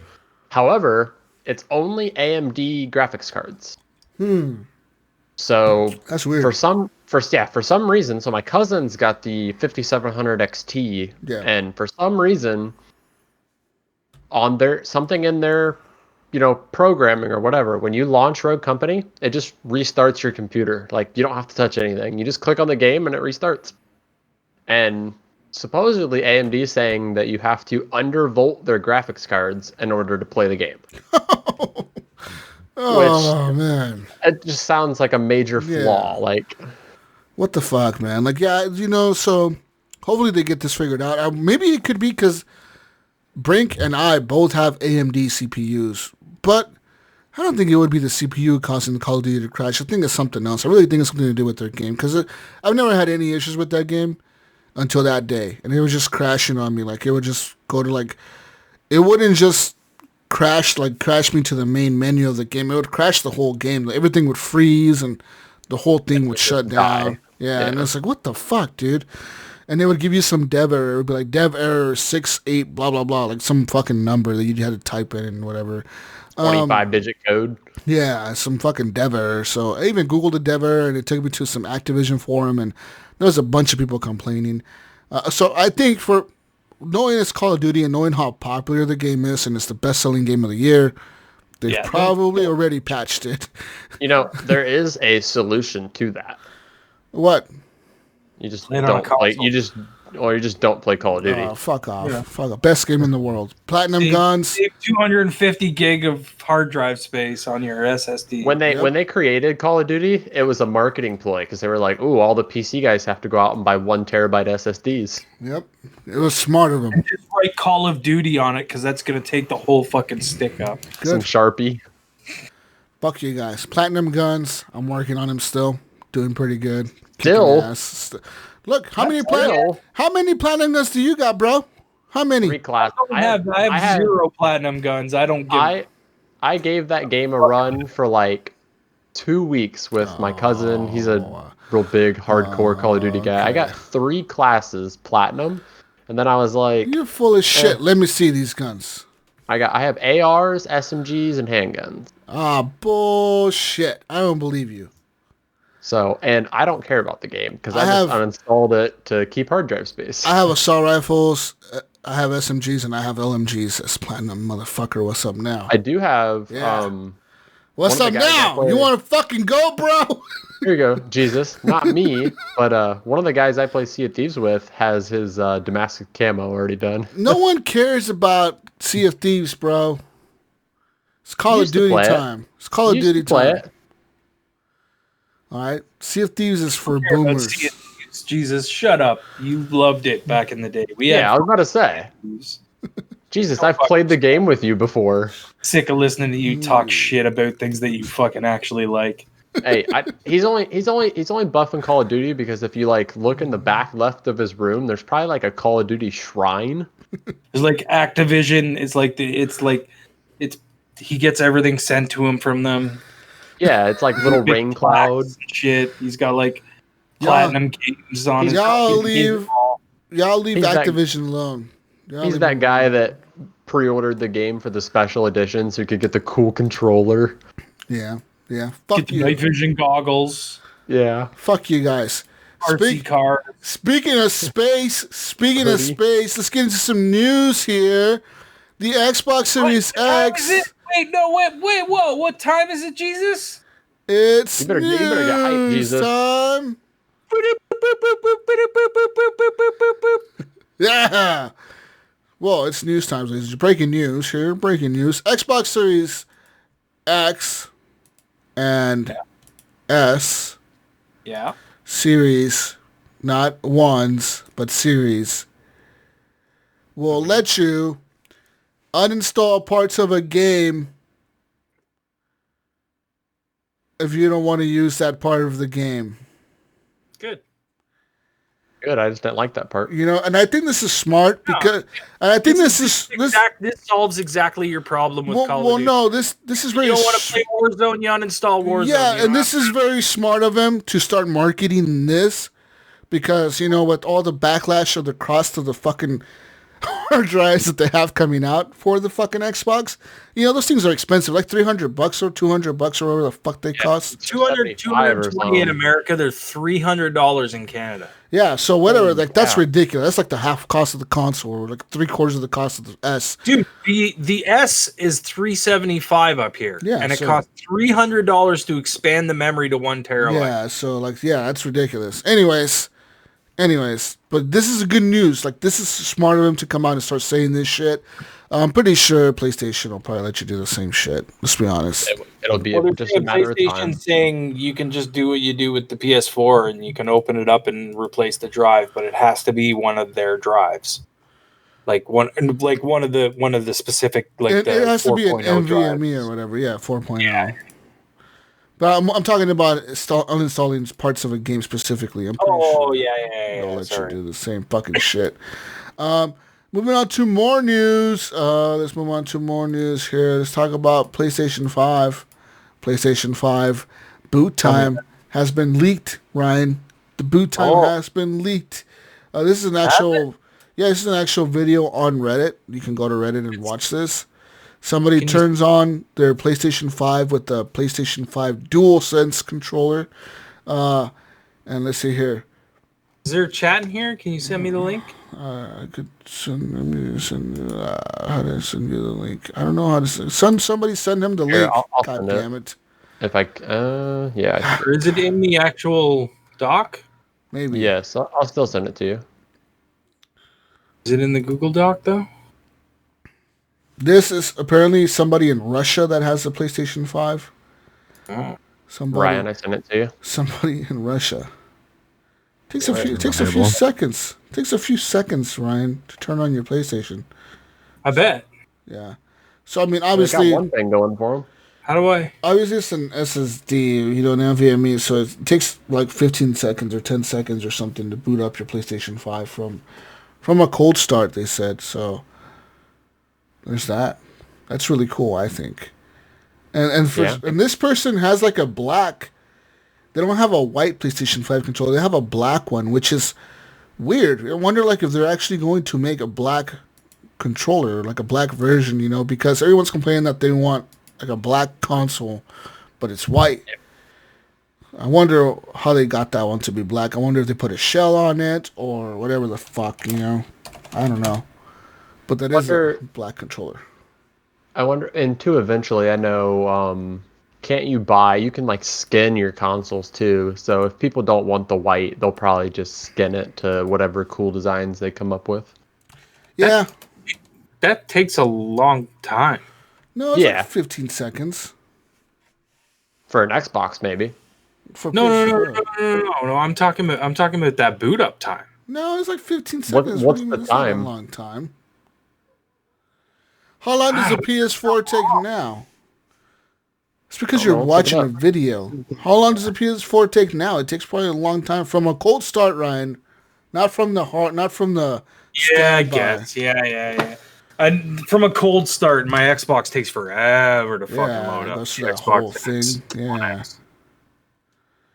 Anyways, so there's that. I mean, moving on to more news. There's a leak now that the usable storage space of a PlayStation 5 is only 664 gigabytes of the 1 terabyte hard drive.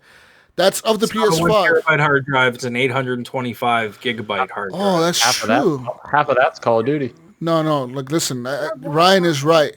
On the PS5, it's only an 825 gig hard drive, so you only get 664 gigs.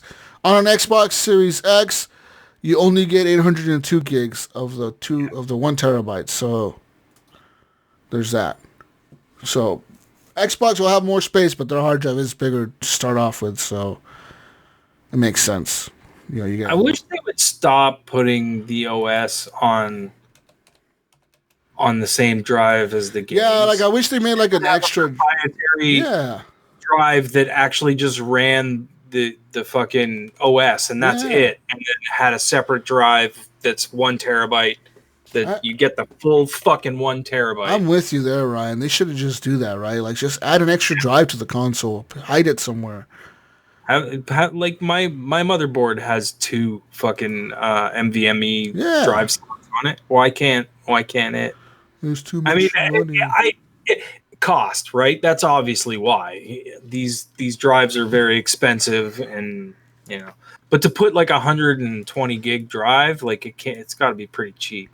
I mean, that's what I did with mine. I just run my OS off of 120 gig NVMe, and then I have like a 500 gig NVMe that holds games and stuff on it. I was gonna say, because on PC they're really not that expensive. Well, the older ones aren't. Yeah. Well, the new ones are. These are really expensive, but they're only like 3 gig per second transfer. These ones are the fastest one. These are the newest generation ones that they're using on these consoles. They're like fucking 32 gig per second or some shit like that. Like it's fucking super fast. Ridiculous amount. Moving on to more news. Microsoft has now started to share with their retailers around the world how much consoles they're going to have on launch day. That's right. Okay. UK retailer Shop2 has begun contacting Xbox Series X pre-order customers to warn them that they will not receive the console in time for launch in November 10th. That's right. Bum, bum, bum. So once pre-orders officially launched on September 22nd, customers were given a week to confirm if they wanted to turn their... Oh, wow. Wow. What? The retailer, this retailer in the UK ran a system which let customers register their interest in pre-ordering an Xbox Series X console prior to pre-orders going live. Once pre-orders officially launched on September 22nd, customers were given a week to confirm if they wanted to turn their interest into a pre-order. So if you said, hey, I'm interested in pre-ordering this, they give you a whole week to actually confirm that you wanted to pre-order it. But now that people waited a whole week, they're getting emails saying, hey, Microsoft emailed us about how many pre-orders we put out there. We're not having enough consoles for everyone. They're not giving us enough. Some of you in the UK that pre-ordered with Shop2 may not be getting the console on launch day. I'm glad my pre-order went through early. Like, I'm glad it went through pretty quick. Yeah. Oh, man, because I think the thing is like, I've never done an online pre-order that way. I've always done in-store pre-orders. Yeah. And they didn't take my money. That's weird because Best Buy took my money for the S right away. Yeah, see, like different retailers have done it differently, and I think if I'm not if I go on my account, it shows that I have a confirmed pre-order for an Xbox One X. It just hasn't taken the money from my account yet, and I think what happens is when they ship it, is they take the money from your account. I think that's how it works. Once it ships, the money comes from your account, and then goes that way. Maybe that's so if something happens with it. Yeah, it's easier to back out, and they don't have to refund money. Yeah. So I got mine at 11:15. So I was, and it was fucked because EB Games was I had EB Games, Best Buy, and Amazon open. Amazon didn't show up, and Best Buy didn't show up, but EB Games did. So I was like, all right, boom, boom, boom, I'm in. I had everything logged in, and I was ready to go. And I'm like, okay, put it in the cart, get it in the cart. And I'm at work running 2 machines, so I'm running back and forth between 2 machines. And I'm like, I come back. Oh, it went to the next page. Okay, all my information is correct. Hit the button again. Go run the machines. Fucking come back.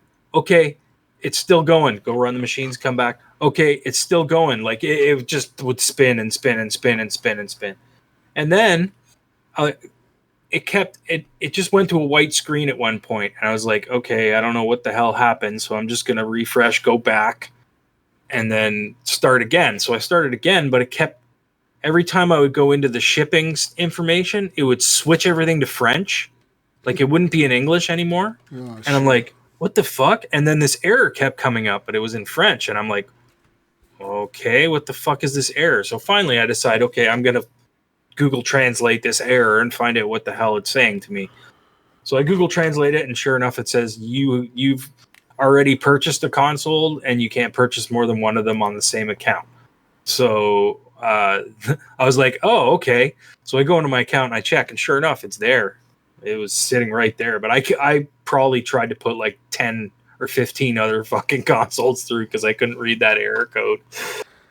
Shit. So yeah, it was a shit show, but I got one. So hopefully, I don't think it's gonna come on time. I think I'm gonna get it late anyways, because I was so frantic trying to get it through. I just left it as standard shipping, so I'm not getting rushed shipping or anything. So it's probably not gonna come till the Friday or maybe the Monday the next week or something like that. That's my guess. Interesting. We'll see what happens. Yeah. You never know. You never know. could come a day. Yeah, with more news here, pretty much, the Xbox, PS5 is the same. People are saying that, you're going to get the consoles, hopefully on launch day, maybe not. But let's talk about the features more. So it says here in the Xbox Series X, quick resume is as seamless as you hoped. So, I mean, this is apparently a feature that, they're going for on the Xbox Series X. I'm pretty sure the PS5 has this as well, as they currently have it on the current-gen consoles. But these will be way faster, they said. You're going to be able to quick resume video games just like you could now, but just much, much faster. That's pretty much it. Yeah. They said here there was a game that they tested this with that was at 11.4 seconds. And then when they tested it with the new console, it went down to 2.7 seconds. I heard like Red Dead, that initial load in for Red Dead was like a 2 minute minutes? and 30 Yeah, like seconds 2 minutes or something. 2 minutes. And then on the Series X, it was like 30 seconds or some shit like that. Yeah. I would assume it would be that long, because about... It's gonna be quick, man. Things are gonna speed up. Yeah, so that's the whole point of this new generation. That's I think that's the main feature of this generation, right? Is speed. Things to be snappier, faster, easier for you to get to. Speed. Jesus. I guess this would be in news. Speaking of your Call of Duty, have you seen a lot of people lately have been getting banned from Call of Duty? For what?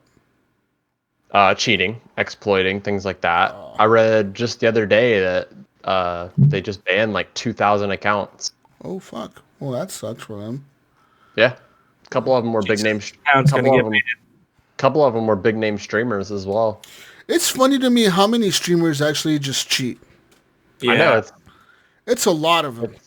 Or don't even play. They're just like not even playing. Somebody else that's playing them, they're just an entertainment piece that's there to talk because they're good at talking. Yeah, it would be like me hiring some nerd to come over here and play Call of Duty for me, and I'm just sitting here talking in front of your camera. Yeah, like, hey guys, what's up? Yeah, I'm so good. Yeah, and some dude's over here. I got a little Asian kid over here next to me, fucking playing Call of Duty and kicking ass, and I'm just like, yeah, guys, I'm so good. Look at this. Whoa. Jesus got a mail order bride from Asia that plays video games. Really good. She just wanted a visa. This is not a bad idea, guys. I should get into this. This idea is a pretty good idea. It's on Google right now, like, ideas. Mail order bride. Jesus, Jesus all of a sudden got real good at what's that one big game on PC? League of Legends. Whoa. Dota. Jesus is really good at Dota all of a sudden. Like, what the fuck? He's becoming 0 to 100 real quick. He's become an esports player. I only play from home, guys, due to COVID. Yeah. I only compete from my house. Lag. Well, it's all right. I'll deal with it. Oh, shit. There's what else I had here for news? One more piece of news that I've been seeing a lot around PlayStation really is this new Spider-Man update that they did for the new remastered edition of the game.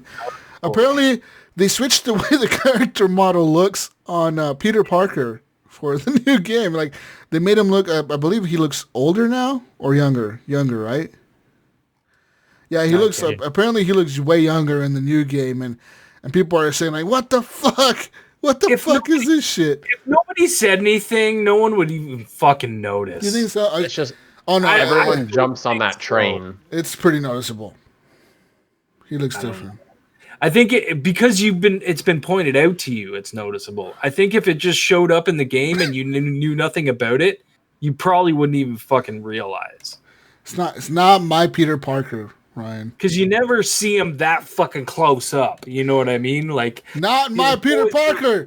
Hashtag not my Peter Parker. I guess in the cutscene. Get it trending on Twitter, Jesus. Hashtag not my Peter Parker. Not my Peter. Some fucking porn hashtag. Not my Peter. Oh shit. What else do we have for video game news? Oh, that's really it. I got. What do you got? You're muted, Ryan. Oh, there you go. There you go. Mute. No, not. You're weird. You're like cutting out. I'm getting connection from you. Yeah. Oh, There you you go. there? Yeah. Yeah, there you go. Okay. I think sometimes when I plug something into my USB, everything just goes wonky.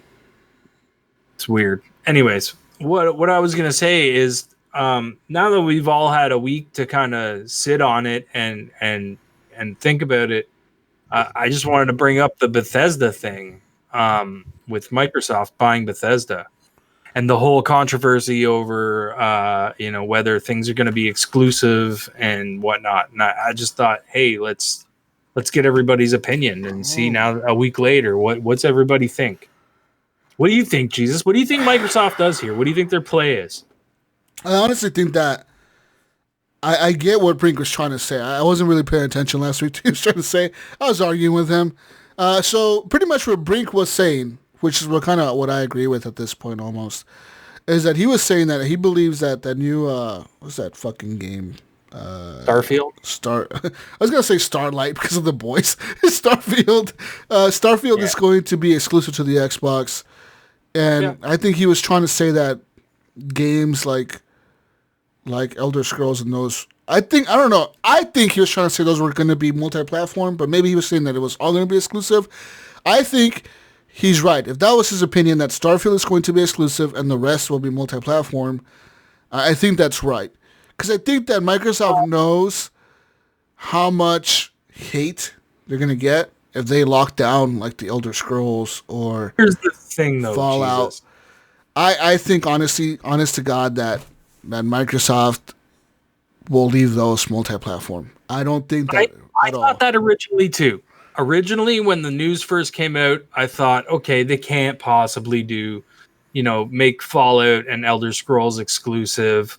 It's not going to happen. I don't see it happening. That's how I felt at first too. And I figured the same thing as what you're saying. I figured, Starfield, anything new IP, definitely that will be exclusive for sure.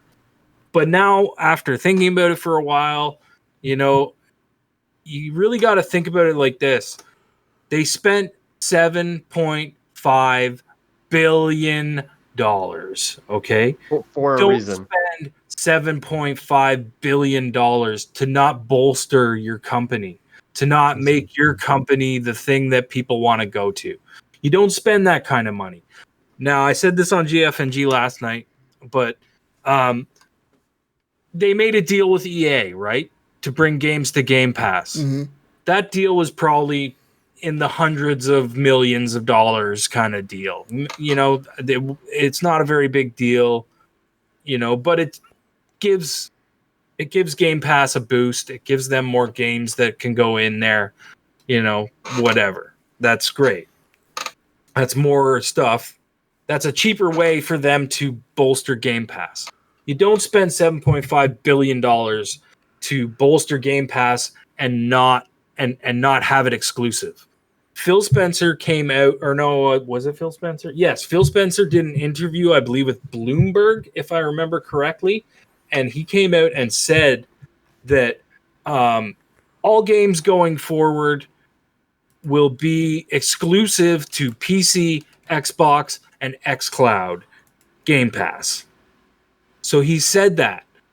He said the stuff that's coming out exclusively on PS5 already, they will hold to those contracts. They're not going to change anything about them. That's fine. Deathloop and Ghostwire Tokyo will still come out exclusively on PS5 for the first little bit, and who knows how long that lasts. I'm going to say like 6 months. It'll be a timed exclusive. Yeah, it's going to be a timed exclusive, and I say it comes within 6 months. Hopefully it's less than that, because I like Deathloop. I'm interested in. Like, I really want to check that game out. But anyways, my point is that them buying Bethesda does more for them to keep it exclusive, and I think they will use that as a bargaining tool with Sony to get Game Pass on PlayStation, or to get PlayStation games, exclusive games on Xbox. Oh, okay, you want our exclusive content? Well, give us God of War and Horizon Zero Dawn. I don't know if Sony would do that. I think Sony won't do it. I think Sony would rather die on a hill. And that's exactly why I think they will remain exclusive to Xbox. I think Sony would rather let the company fucking burn. What does everybody say about Xbox? They don't have any exclusives. They don't have any exclusives. They don't have any exclusives. They don't have good exclusives. They have 23 fucking exclusive studios now. But no good exclusives. So why do they really? They have the world's largest game, biggest game in the fucking world, Minecraft. You tell me it's not exclusive. Not exclusive, bro. Not exclusive. I could play that on a motherfucking phone if I wanted to. Ryan, it's not exclusive, goddammit. No, nothing's making me turn on an Xbox. Exclusivity does not mean anything. It means turning on that fucking machine and buying that machine to play that game. No. Minecraft is a different story. Don't shake your head, no, Omega. Can you play Pokemon on your fucking Xbox, Omega? Can you? I don't know, an Xbox. Can you play Mario Odyssey on your PC, Omega? Can you? Actually, well, shut your mouth, Ryan. You fucking asshole, right? Can. You can. Can you play it on your PlayStation or on your Xbox? No. That's my point, though. Console is a completely different story, and that's what I mean. Jesus, the Xbox, they're saying Xbox needs that, right? They need that exclusivity. But then when they pull something and they can make it exclusive, everyone cries, "Oh, Xbox can't do that. It's so bad for the gamers." But everybody does it. They own the fucking company now. You don't like it? Too fucking bad. They won't do whatever the fuck they want. They won't do it. Come buy an Xbox. Buy an Xbox. Buy a PC. Get xCloud. Get Game Pass. Whatever. Right? Like, you want to play the games? That's how you do it. You don't spend $7.5 billion on a toy to say, "Hey, you can play with it too." Share. Phil Spencer does, bro. He's all like, "Fuck yeah, let's do this." So we're all friends, guys. I got PlayStation 5. It's like saying, going over to PlayStation and he's saying, "Hey man, you know what? We got to get our Game Pass on your PlayStation, man. That's gonna be the bomb shit if we do that." Phil Spencer plays PlayStation. Like, nah, fuck you. And he's like, "All right, then no Bethesda for you, motherfuckers. See you later. I'm gonna go jump in my fucking Mustang and drive away with my fucking bag of money." Yeehaw! Like, Phil Spencer drives a convertible Mustang. $10,000 on a PC and then let me play with it. Fuck you, Billy. All right, that's not the fucking point. Damn it! I'm saying they would just get too many haters. Saying, like, if they just wanted to bolster Game Pass, they would have done a deal like they did with EA with Bethesda, and just said, "Okay, here's all your Bethesda games in Game Pass." And they don't own them anymore, like, say, hypothetically, right? And that would have cost them a shitload less money to do. You don't spend $7.5 billion fucking dollars to just throw it all everywhere. You know what I mean? I'm saying. Now, Elder Scrolls Online and Fallout 76 and whatever continues forward with that, I think those stay multi-platform. You're telling me the Elder Scrolls 6 is a fucking exclusive to Xbox. You're full of shit. You're so full of shit. Exclusive to Xbox. Yeah. You're full of shit. Exclusive to Xbox. What? Your friend's here. Exclusive. Get him on. I tell him I want to argue with him. Get on. Damn it. Get him on there. He wants to argue with you. Mayo. Walking away. Hey, Jesus, hold on. Mayo said he's going to get on his computer in a minute. He's on his way to argue with you. Good. I want to argue with him, all right? Listen, it's his fault. Fuck you. Fuck you, Mayo. All right, listen. Motherfucker you, goddamn Canadian. All right? Yeah. Elder Scrolls will not be a fucking exclusive game on Xbox. It will not be. Elder Scrolls Online won't be. Elder Scrolls Online won't be. You want your Elder Scrolls fix? You play Elder Scrolls Online if you're on PS5. Ain't no fucking way. There you go. Thank you. Exclusive. Bye now. Thank you. Bye. Fuck you. Thank you. Bye. Bye, PlayStation lovers. You're full of shit. PS5 for the win. Woo! Yes. I can't believe I don't know, man. That. I don't know about this gen, man. I don't know about this gen. I think Sony's got. I think Sony's gonna get some comeuppance this generation. You know, Jesus. Microsoft has a big dick. They have a big fucking dick, and they can flop it around. Yeah. And Sony, they're Japanese. They don't. They don't have very big. They don't have the biggest dick. Walking around like Randy Like, Marsh they with don't the have a tiny wheelbarrow. dick. They got a dick. They got a dick. There's a dick there. There's definitely a dick there.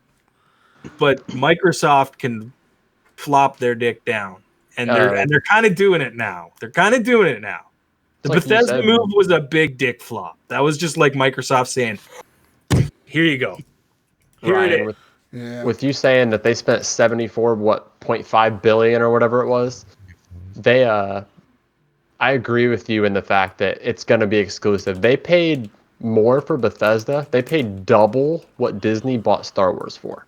They paid what Disney. They paid a little under what Disney bought Star Wars and Marvel for. Yeah. So they were both $4 billion. So that was $8 billion, and Microsoft spent 7.5.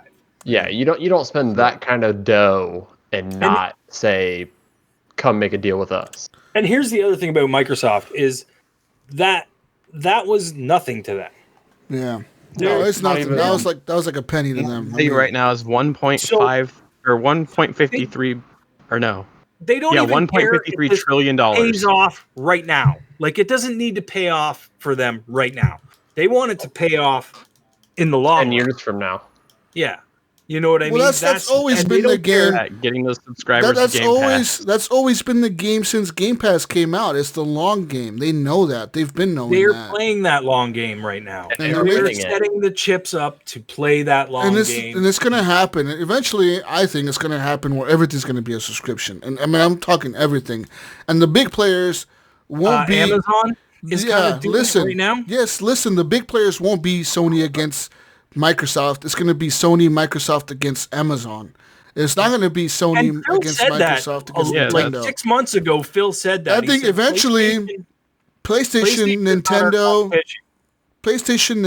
and Microsoft will eventually unite. I think. And I think eventually they're going to just be like, you know what? Let's all make money. Let's all put Let's all put our shit into Game Pass. Let's call it a Game Pass. We'll call it Microsoft's Game Pass instead of, or Xbox. We don't give a fuck. We call it whatever. It's a Game Pass. We put our games in there. People pay us money. They're all going to join together. And I think that the one company that can take on Microsoft is Amazon. They're worth the same amount of money. I mean, Amazon and Google. Amazon is worth just as much as fucking Microsoft is. You know? Oh yeah, well, they're worth both Amazon and Google are worth more, but Microsoft is $1 trillion company. Yeah, so they're all there. They're all big players, but Microsoft has been in the video game business longer, and they know it. Yeah. And I think that eventually Sony's going to jump on board. I think they'll jump on board with Nintendo first, and they'll partner up with Nintendo, and that'll be huge. The thing, though, they haven't been buddy with Nintendo. I think they will. Microsoft has been lately. I think Japanese companies will stick with Japanese companies, and I think that's. I get you. And I think that's going to happen. I wouldn't be surprised if Microsoft buys Nintendo. The problem with that, I think Nintendo has too much pride. They're a company that's been around for hundreds of years. Man. I don't see Nintendo selling. I don't see them selling, and I don't see them selling to an American company. They'd be like, fuck you.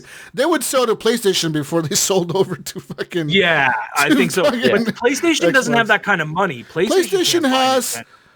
mean, how much is Nintendo worth? How much is I don't know, it's a lot. Well, it's got to be a lot. I know Mario himself is worth $1 billion, they said. So let's see. Nintendo net worth is estimated to be above $85 billion. All right, so they're worth more than Sony. Sony's worth $60 billion. or $70 billion or something. And Microsoft is like $1.4 trillion or something like that. So I mean you're right.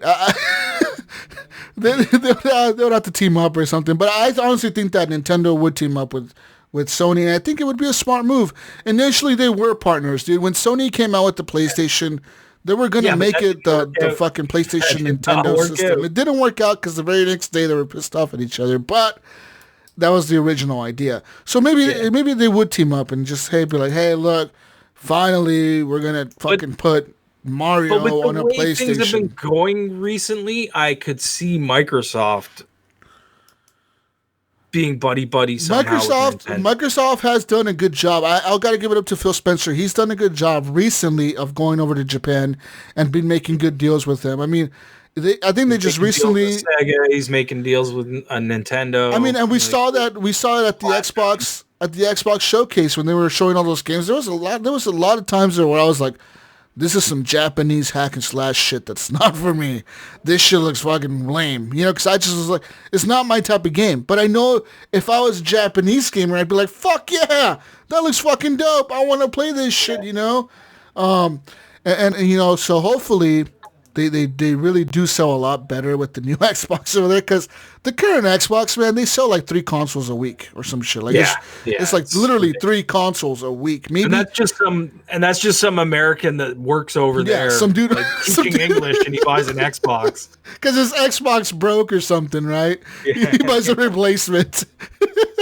But like, you know, like this, they already announced with the new Xbox Series X and Xbox S that they have sold out of their pre-orders in Japan.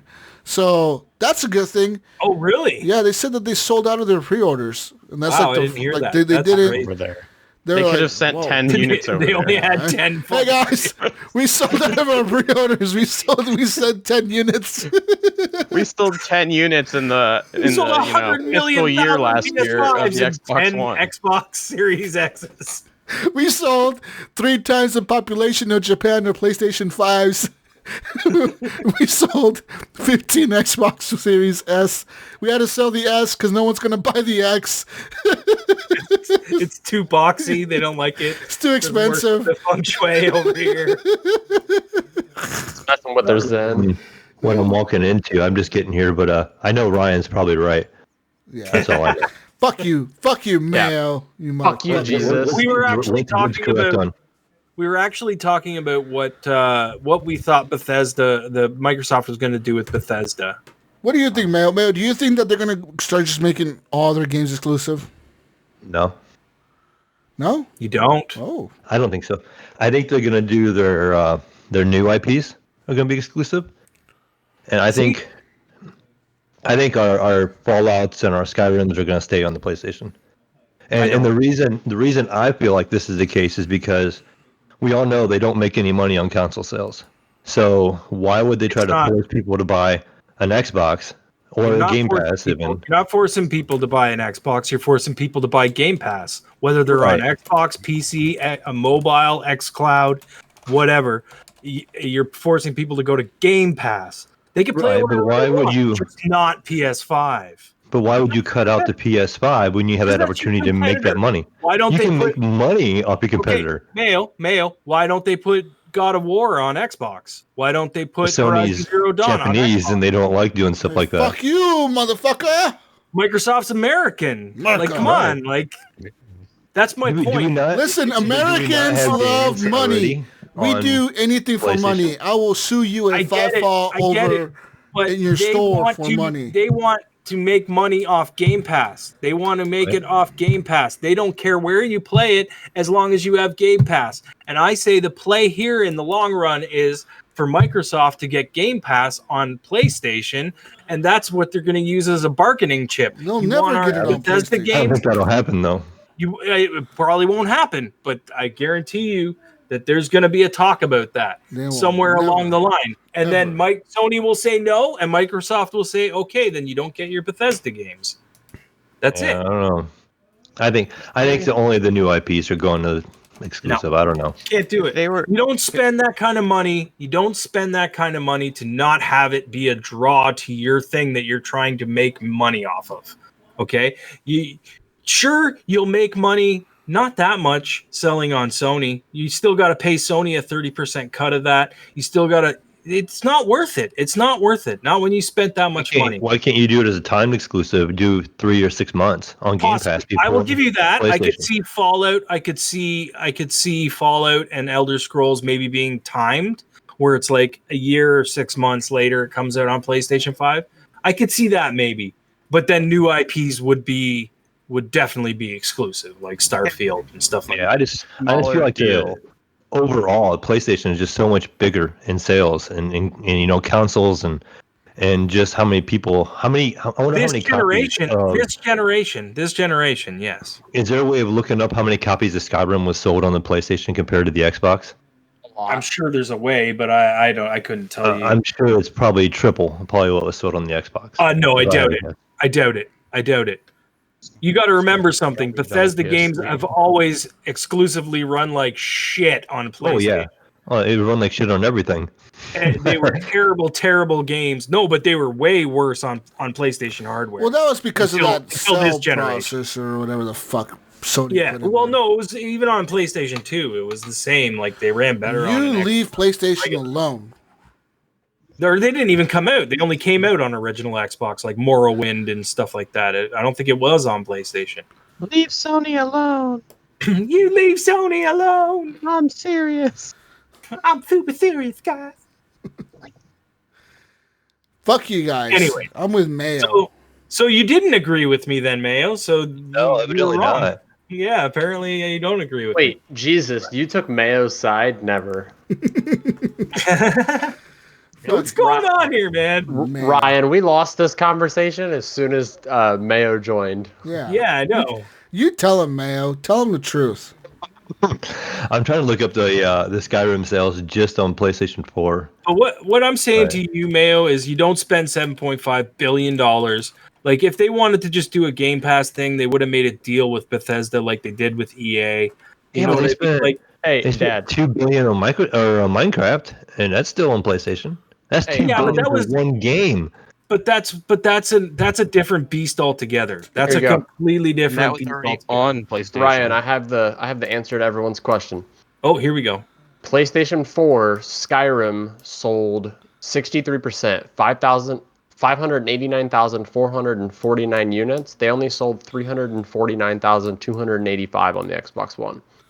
Oh, on Xbox One compared to Xbox or PS4, yes, absolutely. Yeah, I get that. Xbox, but I mean, loser box.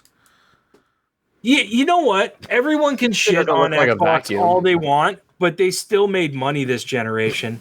They still fucking broke way past even. They still made money. Overpriced consoles. As much as you want to shit on them, they still did their fucking job. You know what I mean? I'm not gonna crap on Xbox. I'm just saying that I think these new games they're buying, or some of them are gonna stay on PlayStation. I think some of them will. I think, like I said, I think the online service games with Ryan Mayo. This is the big question for you, Mr. PC Master Racer. Oh. Ryan thinks Elder Scrolls 6, the next Elder Scrolls game, not the Elder Scrolls Online hobo shit, not that. That's hobo shit. No one cares. We're talking Elder Scrolls 6. Hey, you're finally awake. The sixth one, all right? Mm-hmm. He thinks that's exclusive to Xbox. I do. See, that's one of the ones I think is going to come to PlayStation also. No. And now, what's the new game they have coming out? Starlight. Starfield. Yeah, I can see that one being exclusive, but I see Fallout and any of the Skyrim series going to PlayStation. Nope. Tell him, Mayo. I see it staying on Xbox, staying on Game Pass. You can play it on your PC. You can play it on your Xbox. You can play it on xCloud. You can play it on your phone. You can play it on your tablet.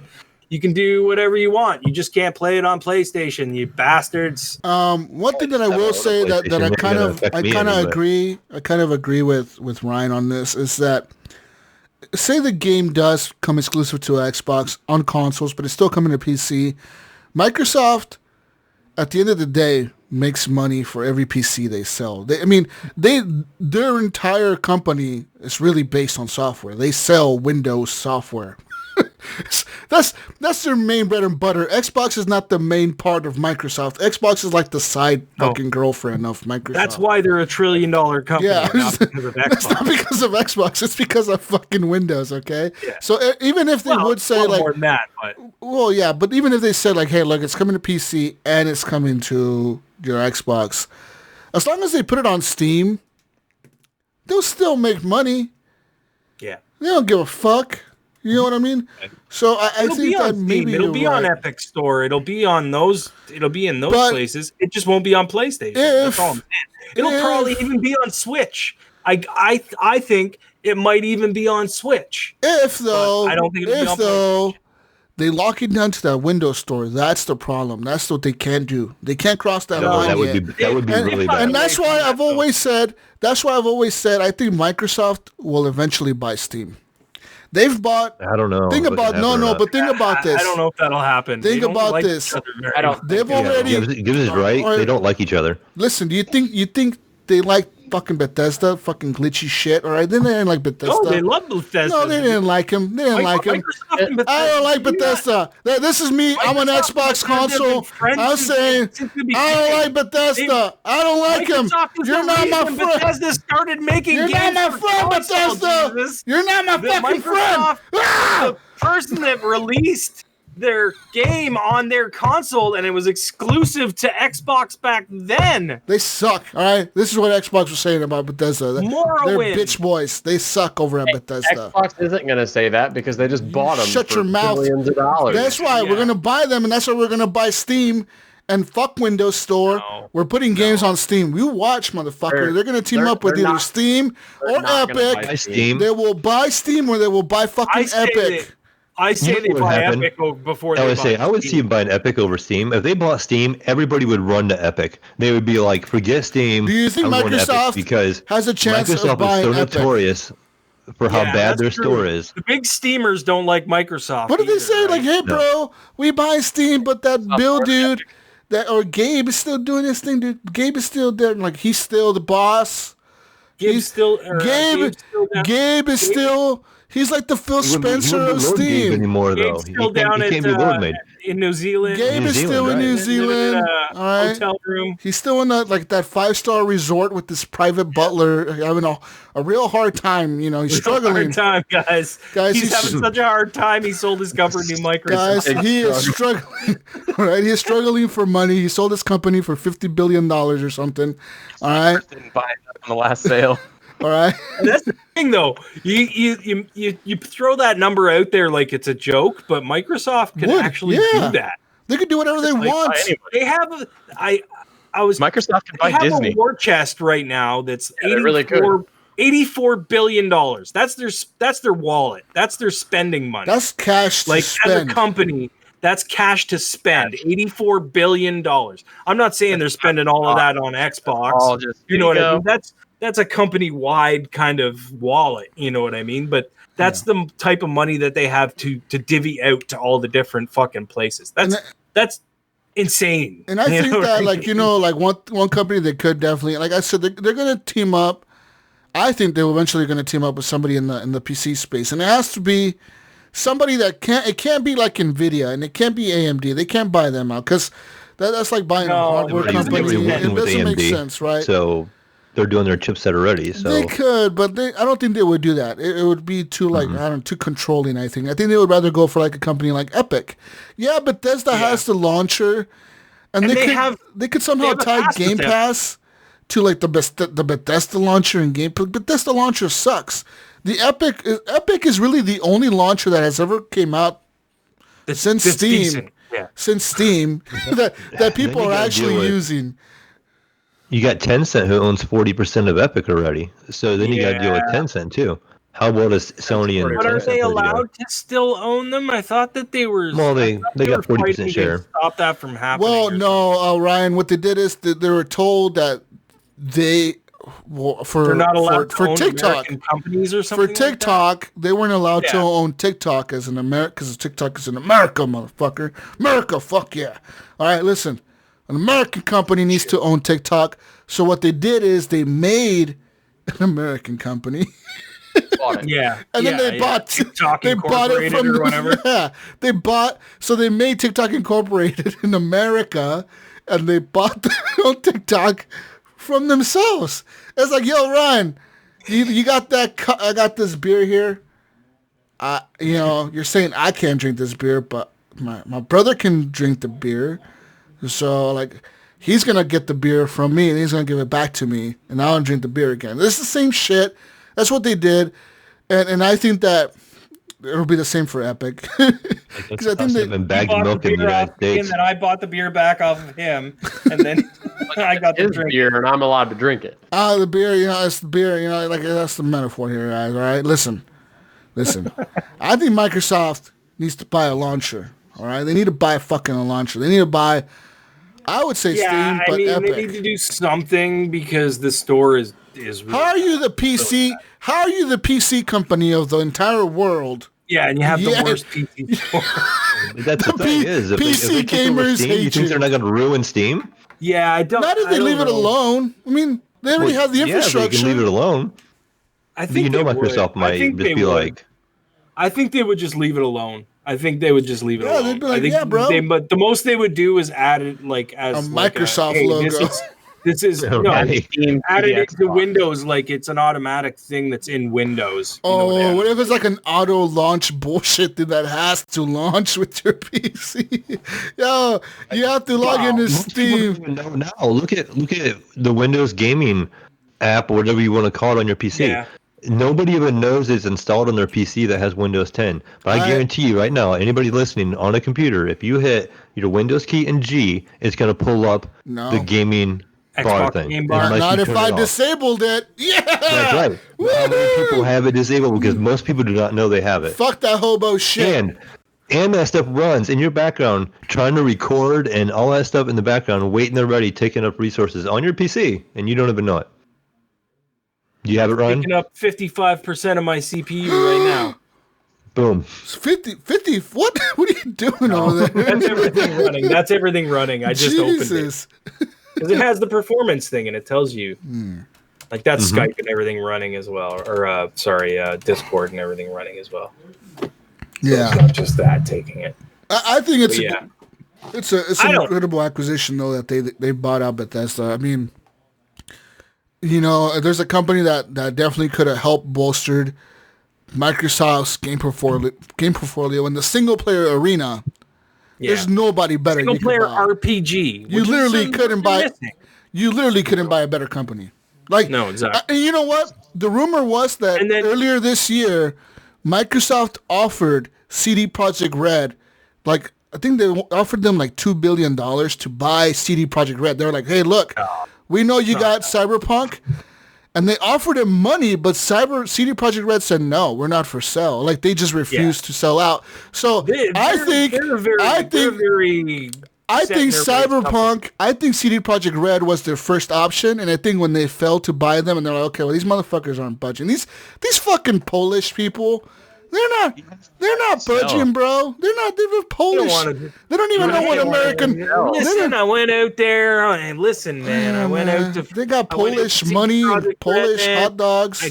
I transferred the money over to the Polish money, and I put it right down in front of them on the desk, and they looked at me, man, and they said, "Nah, man, we don't want to do that." They got the Polish dogs. So I flew over to Bethesda, and I said, "You want this money?"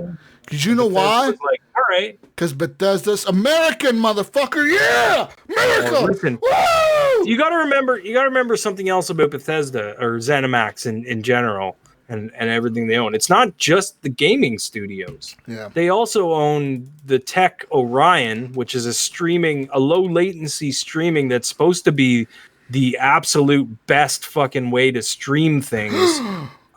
They own that.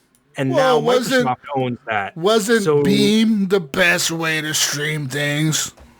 Well, no. I'm talking about I'm talking about game streaming like xCloud way. Oh. You know what I mean? So now they can use this tech that Bethesda owns to better their xCloud, maybe. You know what I mean? So that's another thing that it's a background thing that people don't really think about. They don't think about the tech and the engines that Bethesda owns, id Tech, and great most of the time, but there's lots of the engines that they use. They own all that shit. They own id Software, ZeniMax Online Studios, Bethesda Game Studios, Arcane Studios, which is the people who made Dishonored, which I love that fucking game. Machine Games, Tango Gameworks, which is a Tokyo company located in Tokyo, Japan. I think, speaking of Tokyo, I think they need to make some kind of move to get better sales overseas. I've heard, rumors of Sega and stuff like that. That when you hear the sales of I thought that was going to happen. Japan, it's like, how many Xbox was sold this month? And they'd be like 3. It was outsold by the Game Boy Advance SP or something like that, So I don't know. I think I need to make some kind of impact over there. Man, if they bought Japan, or if they just bought Japan. They bought Japan. Just bought Japan. Like, we own you now. We own Japan, guys. You have to listen to us. We own you. The weebs don't have a choice. You Sony fans don't have a choice. We just bought Japan, guys. Big announcement here. Phil Spencer on stage. We're bringing out the Emperor of Japan. We just bought them. He comes out. He's like, "Oh yes, the Xbox #1 console in world." Yeah, and first order of business is we're kicking Nintendo and Sony out of Japan. Now we own Japan. They have to go work in India now. Oh, shit. Oh, fuck me, dude. Oh, geez. Got me something. Sega. They would have the Persona series, Sonic, all the Atlas games. I really thought that was going to happen. I thought they were going to buy Sega. I thought when they came out and said, "Hey, we're not done yet," Sega was the first thing that popped in my head. I was like, and yeah, I think there have been talks, between them, but I don't know if they probably haven't come to any agreement. Expensive as well.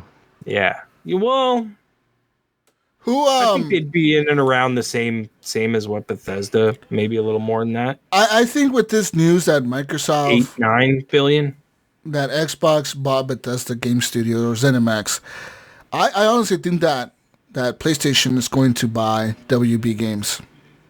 No, they can't afford that. I think they could. Not a good purchase.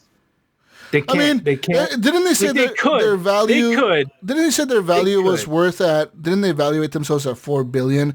I mean, you'd be buying WB. Yeah. They wanted $4 billion for WB. The problem with WB is what do they licensing. have? Who do they have? They have. You're not owning the license. You get Mortal Kombat. You get Mortal Kombat, and that's about it. Everything else is a licensed game. Oh fuck! So like they don't own Batman. So it's the Lego people. It's WB owns Batman, games, not WB Games. It's friggin' the Batman games, which need to be licensed. Harry Potter. It's Harry Potter, which needs to be licensed. So you end up paying $4 billion for these studios, but they can't work on any of the games that they've been working on because Sony would have to pay Warner Brothers a license for those games. So it's not worth it in the long run. And that's kind of why I think Microsoft probably backed away from WB. That and AT&T came out and just said, we're not selling them anymore. That we decided not to do it. What if Sony's able to acquire like a agreement with AT&T or whatever, or even with WB, to get like a licensing agreement to get like lockdown exclusivity on Mortal Kombat and shit? You think they would do it? No. I've always seen PlayStation as more of a fighting game platform. Like always Street Fighters and shit. I've always been, to me, more popular on PlayStation than Xbox. I wouldn't think it wouldn't be a bad move for them to try to lock down Mortal Kombat and shit like that. Why not? Yeah. But then we get into that argument. Does Mortal Kombat become exclusive to PlayStation then? Of course it does, because it's Sony, right? So what's the difference? Bro, Sony's known for their exclusives, bro. Why is it different for Sony than it is for Microsoft? Everybody can cry and scream and be like, I'm not going to get my Mayo? Why, Mayo? Tell them. Couple years. That's the only reason that it's a question. Mayo's thinking. He's thinking really hard. Omega, why? That's with my mic over here. What's that? Why are people arguing about this? Why when Sony does some exclusivity bullshit, everyone's like happy? But why is it that when Microsoft does it, everyone... And I think the whole thing that Ryan happens, honestly, because of the whole Phil Spencer thing. I think ever since Phil Spencer has taken over, his whole persona, his whole character on stage that we've seen on E3, his whole vibe, it's always been openness. It's always been like, hey, look, we're going to be for the gamers. We don't care. Like, hey, look, we bought Minecraft. It's cool. You get to play it on PlayStation, Nintendo, shit. Like, we're cool. But in the end, it's still a business. And I think that's why. Money. It still has to make money, and if that's the way you have to make money, then that's the way you have to make money. And I'm with you, and I honestly think that you're right. At the end of the day, though, the big threat to Microsoft isn't Sony. It isn't Nintendo, really. It is Amazon. It's Google and Amazon. Amazon, and maybe Apple. Maybe Apple. I mean, Amazon has said that, people are looking into this Amazon Luna streaming platform. And they've pretty much have said the main difference between Google, Amazon, and Xbox is that Google is the only one that lets you actually own the games you buy through their streaming service. I mean, technically, if the streaming service goes dead, then you don't own the game. But no, because xCloud, if you're playing through the xCloud, that's a lot of it is Game Pass. But Xbox does have the stream your console. You can also stream from your console to the phone and play. I mean, they have it that. Yeah, that's true. But if you're just talking about the streaming xCloud, it's mostly Game Pass games. Yeah. So they're saying that. I mean, that's what they're trying to push it as. Yeah, anyway. And that's what they're saying that Amazon is really targeting. Also, they're saying Amazon doesn't get. Amazon is targeting a cable TV approach, a la carte. But they're doing it. They're doing it more gears toward like the Xbox. They're not really it's like they're competing with Stadia, but like they're using Stadia's technology almost, or their idea. And they're like, you know what? Fuck that bullshit. You don't need to buy games. Just subscribe to shit.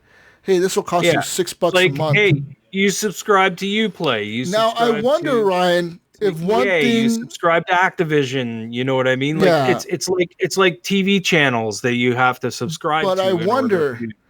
Get their games. In order to make this really popular right off the bat, one thing Amazon has over Microsoft is Amazon Prime.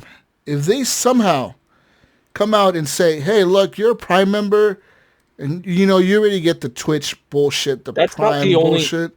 That's not the only thing. That's not the only thing that they have over Microsoft. Their infrastructure. Their cloud. They have the best cloud. Their cloud is the best fucking cloud shit in the world. Yeah, they have the largest cloud data centers in the world or whatever. Yeah. But what I'm saying, Microsoft is a close second. In terms of marketing, in terms of getting this widespread to people, as fast as Xbox got Game Pass out to a lot of their subscribers with the $1 a month bullshit. Amazon has Prime. And they could just be like, hey, look, part of Prime now. If you're a Prime member, you get access to this fucking cloud shit. Hey, look, you don't have all the games. You still got to pay for the Ubisoft subscription channel bullshit and the EA channel bullshit. But hey, you get this basic hobo set of games here. Like, you got free games here, and we may rotate them out. What if they did that, dude? Wouldn't that be fucking cool? They market it. I think they will do that with the games that you get through your Amazon Prime subscription. I think they will get added to your account. Doesn't Amazon?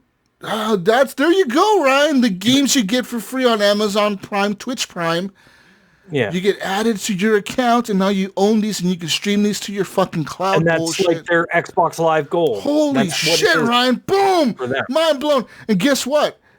Also, on top of that bullshit, what were you saying, Billy?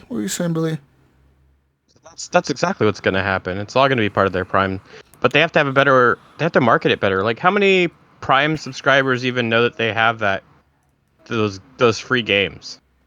The gamers, bro. They will. Like right now, this is a very slow. Gamers, bro. This is a very slow test for Amazon. Amazon has everything. Do they have like cloud? They have like. I don't know if you're a Prime member. They want to push it. They can. They have the ability to. You get like 100 gigs of cloud storage and shit. You could store pictures on the cloud. You could store any fucking music, whatever. They got all kinds of shit for their Prime service members.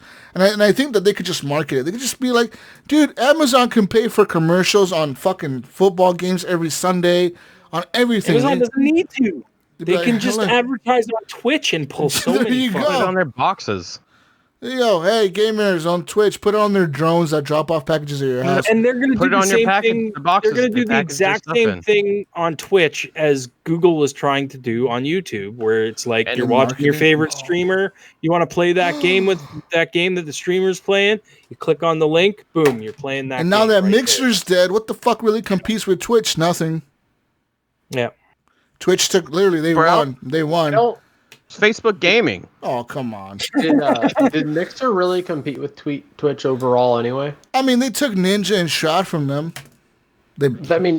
Yeah, but they never got the numbers up. But they never really competed with them. They got the big names, but they never got anywhere near where the numbers are for Twitch. Could you say the same though for Facebook? And the thing was, is in my opinion, personally, they had the better service. That's the kicker for me. Is I liked Mixer better. I can't stand Twitch. I hate Twitch. I fucking hate it. Like as soon as Mixer came out, I never opened my Twitch app again ever. I don't think I've ever opened Mixer ever.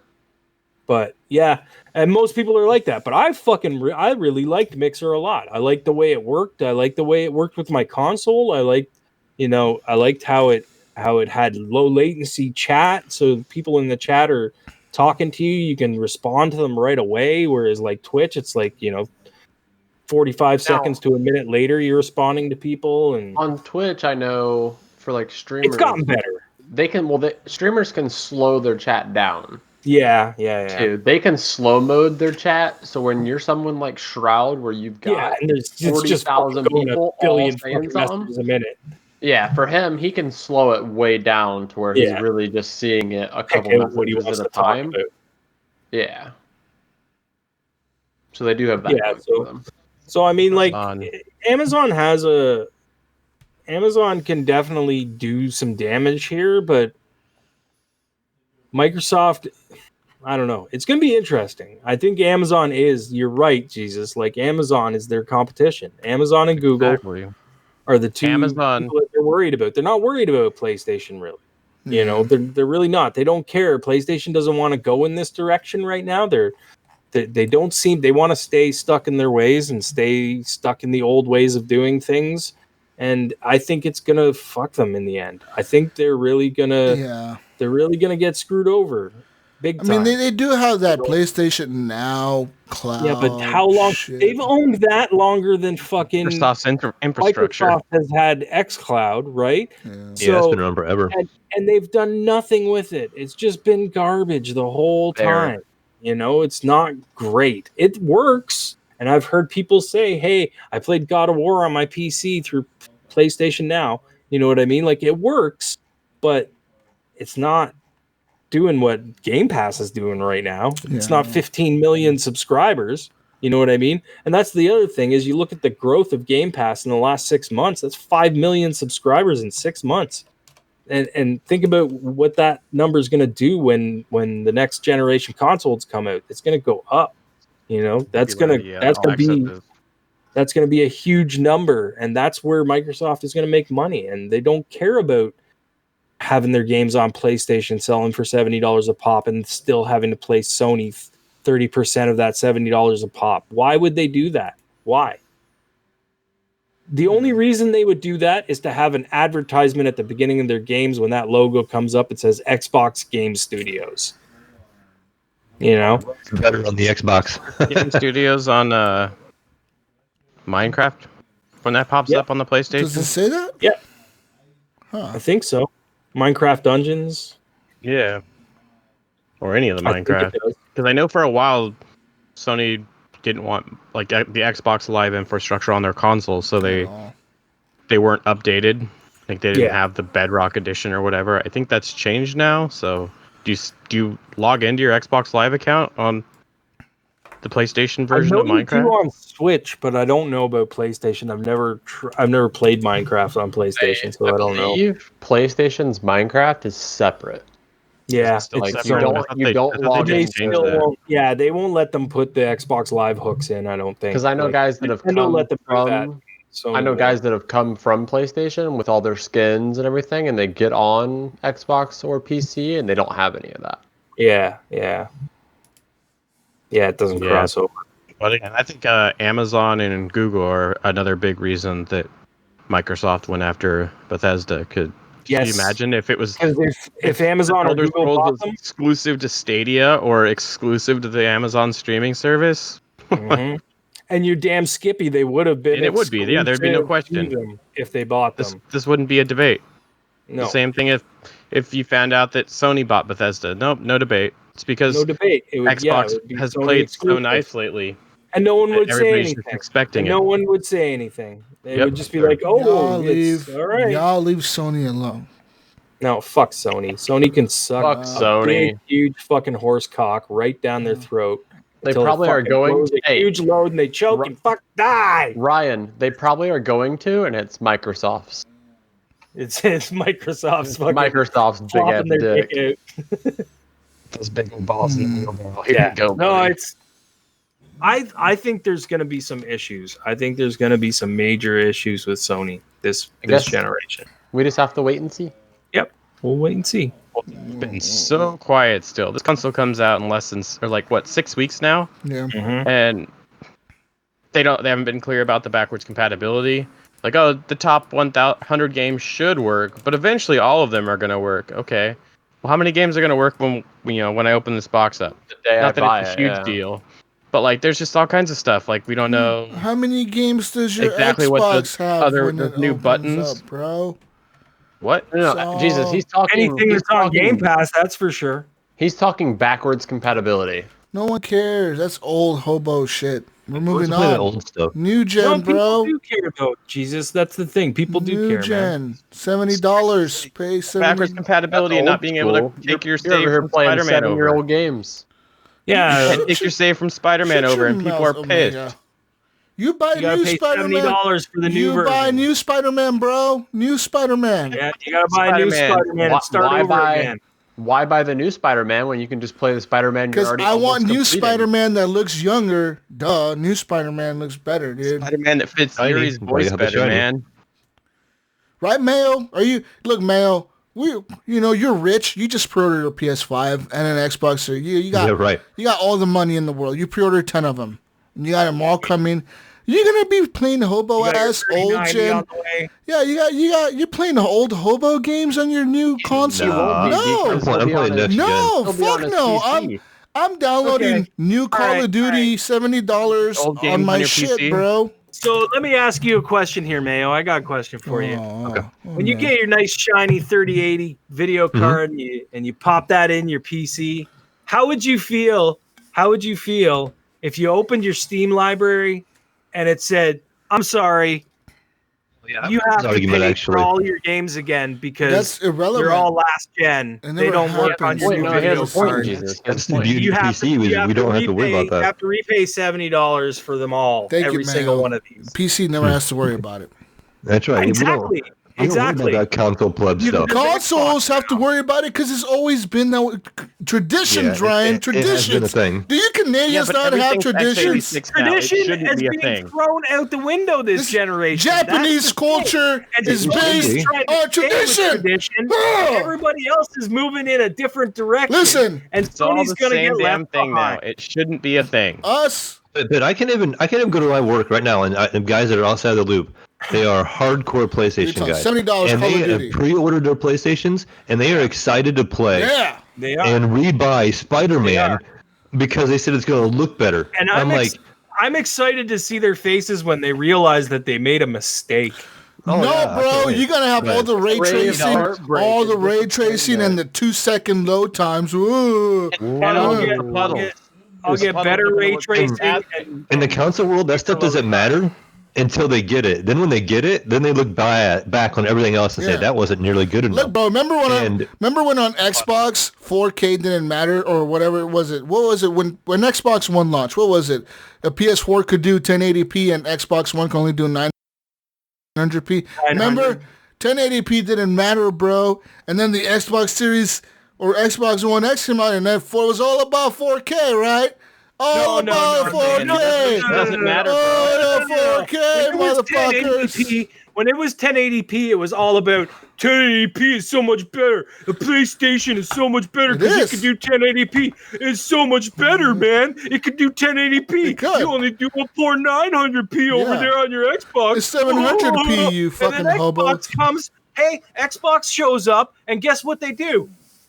They put their dick on the table and everyone's like, oh, look at that penis. It fucking is so big. It's so big. But it doesn't matter what But size that penis doesn't has matter what herpes. size that is. That penis has herpes, and you don't want to touch that penis.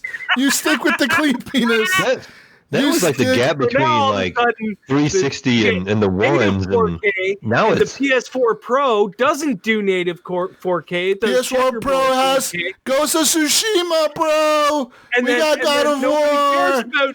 We got Horizon. We got Detroit Become Human. Sony's got the exclusive games. Sony's got the exclusive games. Exclusives, bro. Doesn't have any games. Last of Us. So what is Joel and Ellie hang out with PlayStation? Jesus. Wait, what did Microsoft do? What did they do? They did this. They flopped their dick back out again. And they bought Bethesda, and they were like, "Oh, we're gonna make all these fucking games exclusive." And now all the Sony people are like, "Well, I never liked Bethesda. I never liked them. I never liked them anyways. Piece of shit, buggy ass games, all broken.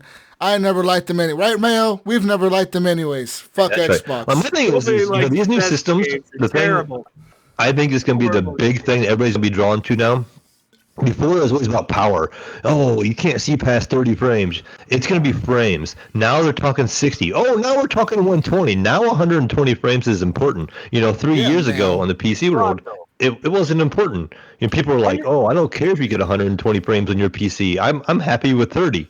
And now they're like, 120 frames is it's stupid right now. Right now it's stupid. No. On a PC, it's a different story because you have a monitor that will do. But you can hook your PC, your console up to a monitor. No, but listen to me. Stop. Most people are hooking their console up to their goddamn TVs, their 4K TVs, and they're not fucking 120 hertz. But Ryan, there are people now that are building more like a.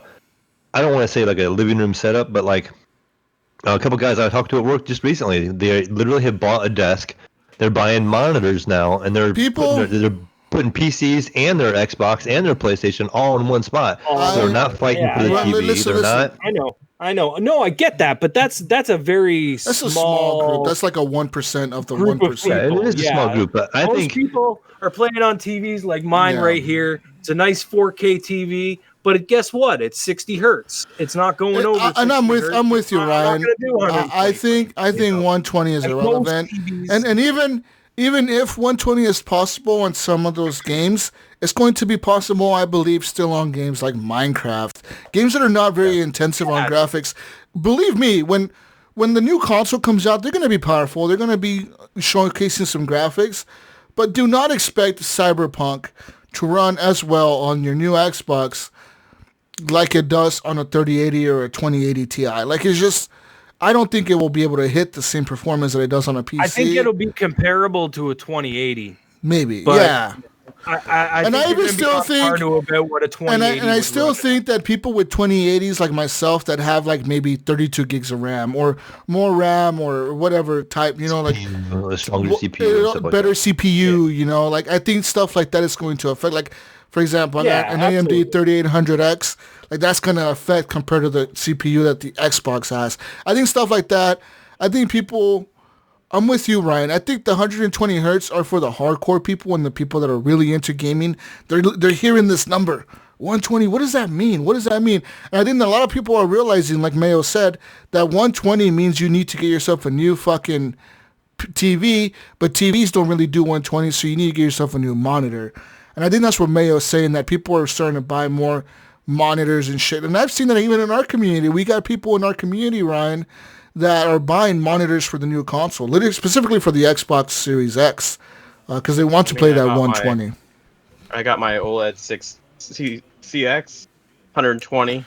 Oh man, I'm jelly, bro. I got the B. I know the listeners won't be able to see, our stream or what we got going on right now, but Ryan needs to put his trunk away.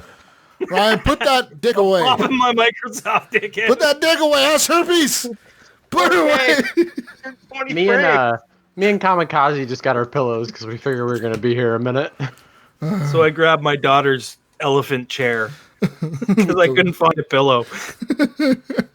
But yeah, I mean, we'll see what happens with all that Xbox stuff. I mean, honestly, man, at the end of the day, I've always loved Xbox. And, as much shit as I talk about Xbox and I like to argue with you, Ryan, I know. You know, I just like gaming altogether. Like, you know, I don't give a fuck if you game on PlayStation. And me too, man. Like I'm the same way with Sony. Like I shit all over them all the time, and I really like. But they have some awesome exclusives, man. But I give them their props where they're due. I mean, like they fucking make really great without games. them, we would have never played like The Last of Us or God of War or fucking like these amazing exclusives like Horizon. You know, like those are some cool fucking games, dude. I just don't like them as a company. That's my problem. And you guys talk about Horizon, and I've been playing that a lot this week, so I'm pretty much like, I want to say probably 75% all the way done. Yeah, I noticed that, Mayo, because I started playing it too.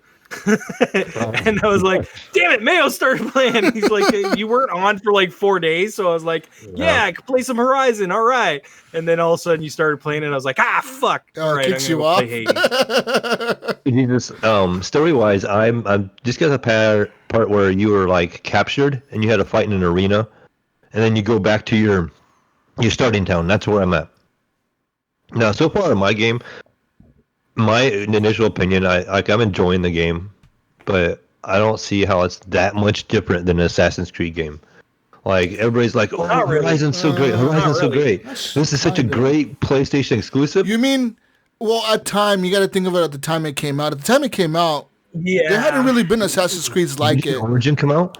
Origin came out after Origin about the same time? No, it came out after. It came out the same time, or Horizon Zero Dawn came out the same day as Breath of the Wild. So that's before Assassin's Creed Origins came out.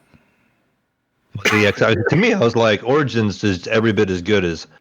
That's the thing, right? And I don't know what they're. I didn't look at the dates. Like even they say they say for somehow they bring The Last of Us to the PC, and you play that, you're gonna be like, this is some generic fucking zombie story, right, Bill? Like, yeah, it was good for its time, Mayo. Like that's the other thing too, right? Like, you're playing it much later, and the zeitgeist is gone, and and games have come a long way since then. Yeah. So, you start seeing a little bit of the age with it. It's like people playing Half-Life now, or some shit like that. However, there is a great Half-Life game right now on VR. Well, yeah, but still. Well, still, you know what the fuck we mean, man. Come on, bro. It's like playing Skyrim now, Mayo. You think like, oh, it's okay. Like there's been The Witcher's better or whatever. You think shit like that, but it's like, oh, whatever. Yeah, but just my initial opinion. I'm enjoying the game, and I just want to kind of get through it at this point. But from now on, I think every time you mention a Bethesda game, every time you say like Skyrim afterwards, you have to say exclusive. World premiere. Xbox exclusive. I wonder how much that guy gets paid for every time they use his voice. Really, eh? Like, I wonder if he gets royalties. If I was that guy, he's probably so upset that that there was no E3 presentation. He's like, man, I was counting on that money.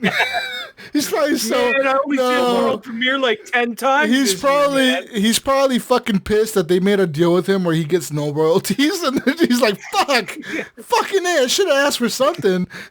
They just paid him a flat fee for that. They gave him like he sat in the booth and recorded $50. That's it. They gave him like $50, and that's it.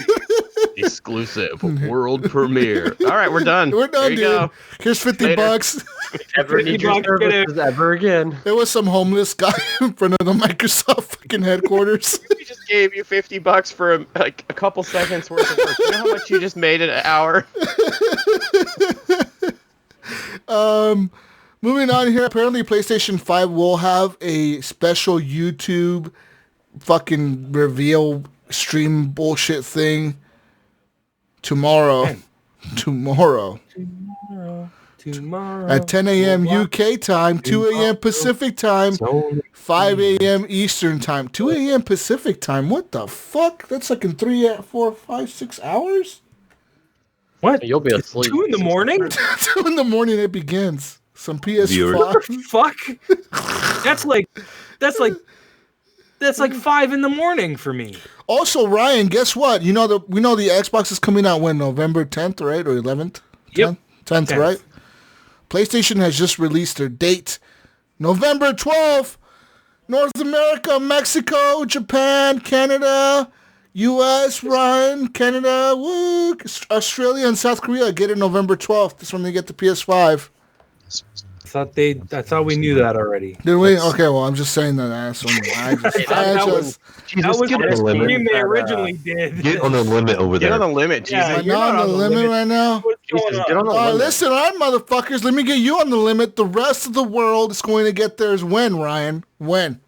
On the 18th? 19th, Ryan. 19th. Get on the limit, Ryan. Europe. Good thing, because I'm a step behind the limit, all right? You are behind the limit. Come on, give me Ryan, that's just a good thing because then we get to see all the problems wrong with the PS5 before we buy it. Yeah. Everyone else gets it afterwards. Well, I mean, America's getting it on the 12th, so you're good here. No, you guys get it. We get it first. Yeah, North America gets it first. North America and Australia and Japan. We're the test dummies. And South but I didn't Korea. buy one, so I don't care. Yeah, mine. Amazon's just like, we don't know the date. Other thing, in Canada, for some weird, fucked up reason, the PS5 is $40 more expensive than. I heard about that. What's up with that? I know that Matt Bradford was saying he paid.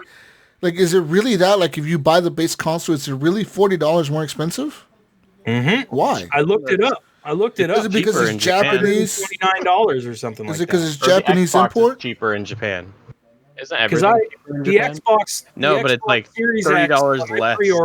My pre-order says $677.99. Matt's pre-order says for his PS5 at Best Buy $711. Holy shit! So that's the difference after tax. That's the after-tax price. Man, in Ontario,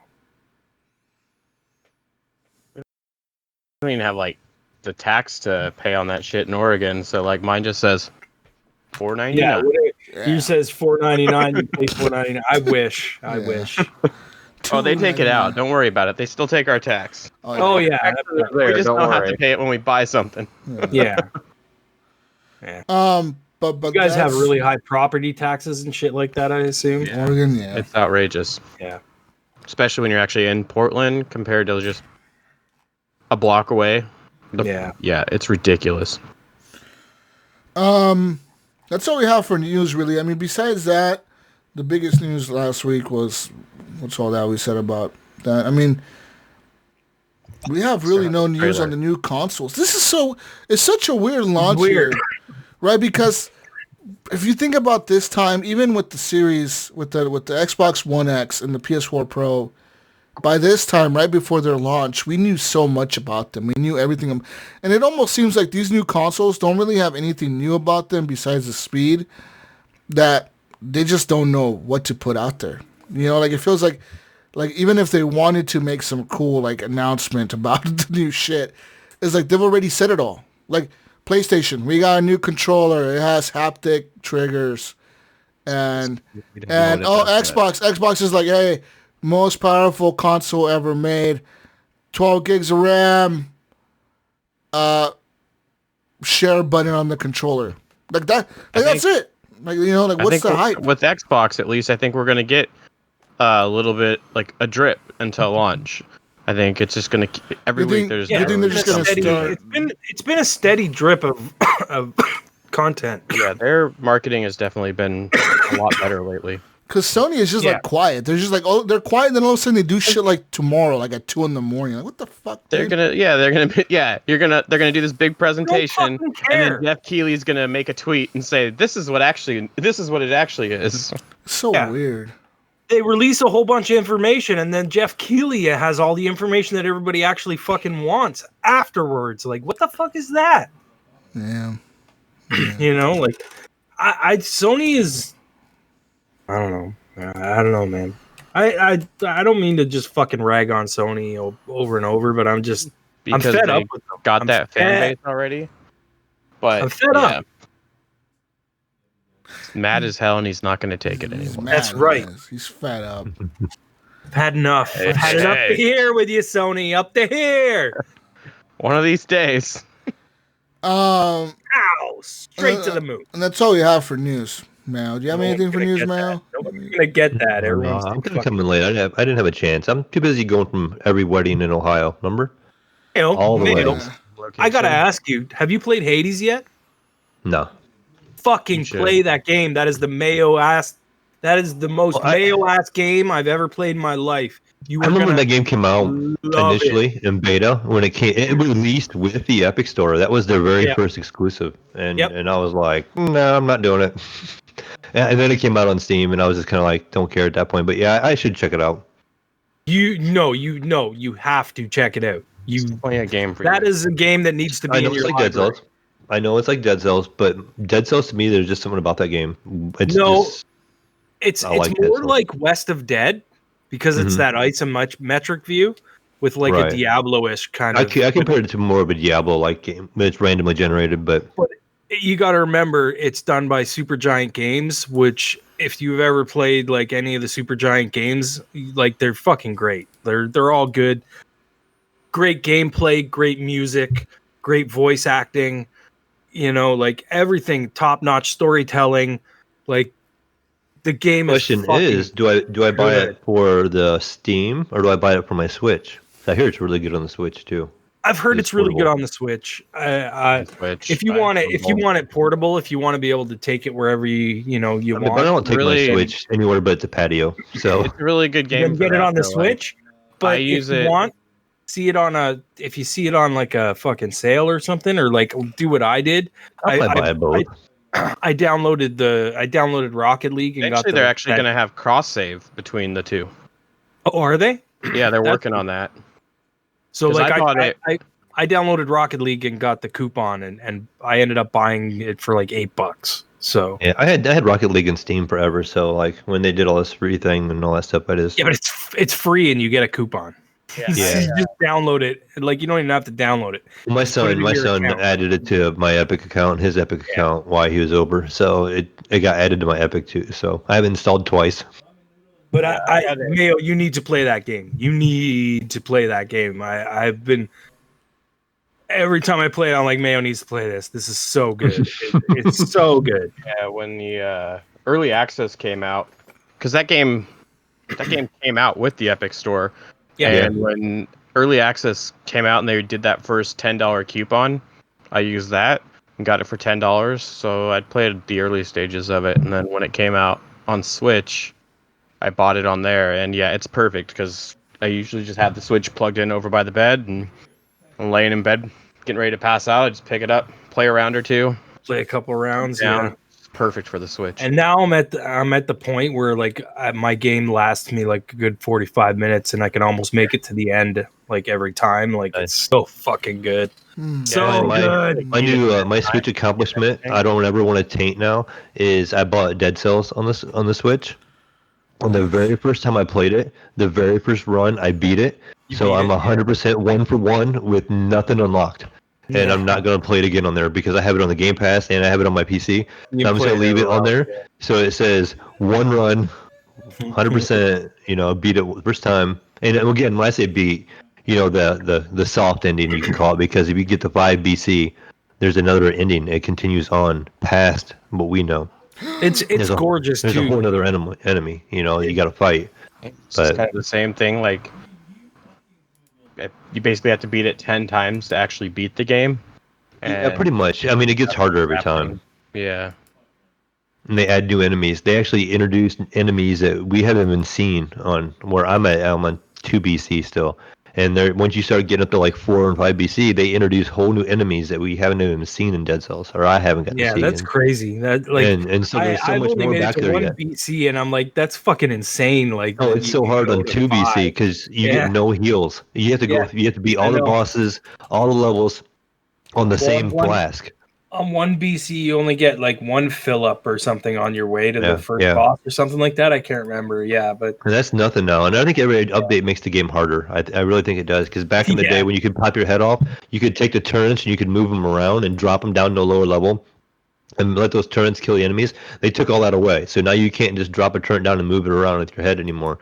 And there's other things that they've taken away, like with the shields and stuff, how much damage they could do, and they kind of nerfed some of that stuff and made the game so much harder. But play it, Mayo. Play Hades. Hades. I'll pick it up.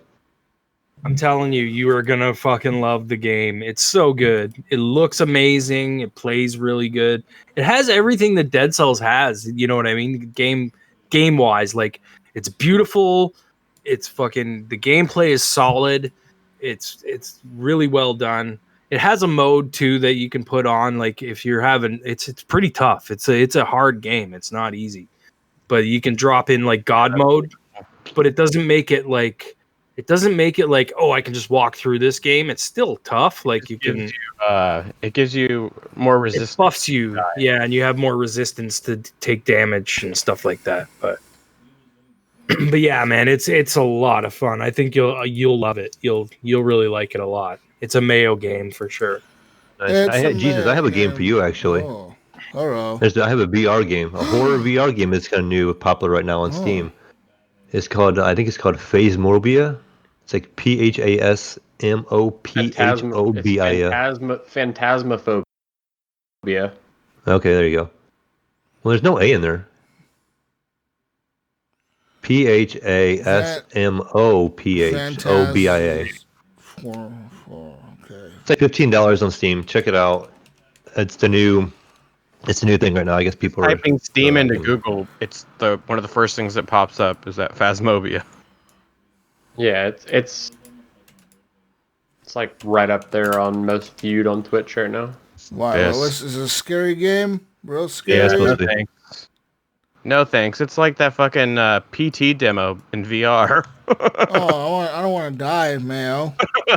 Yeah, this looks.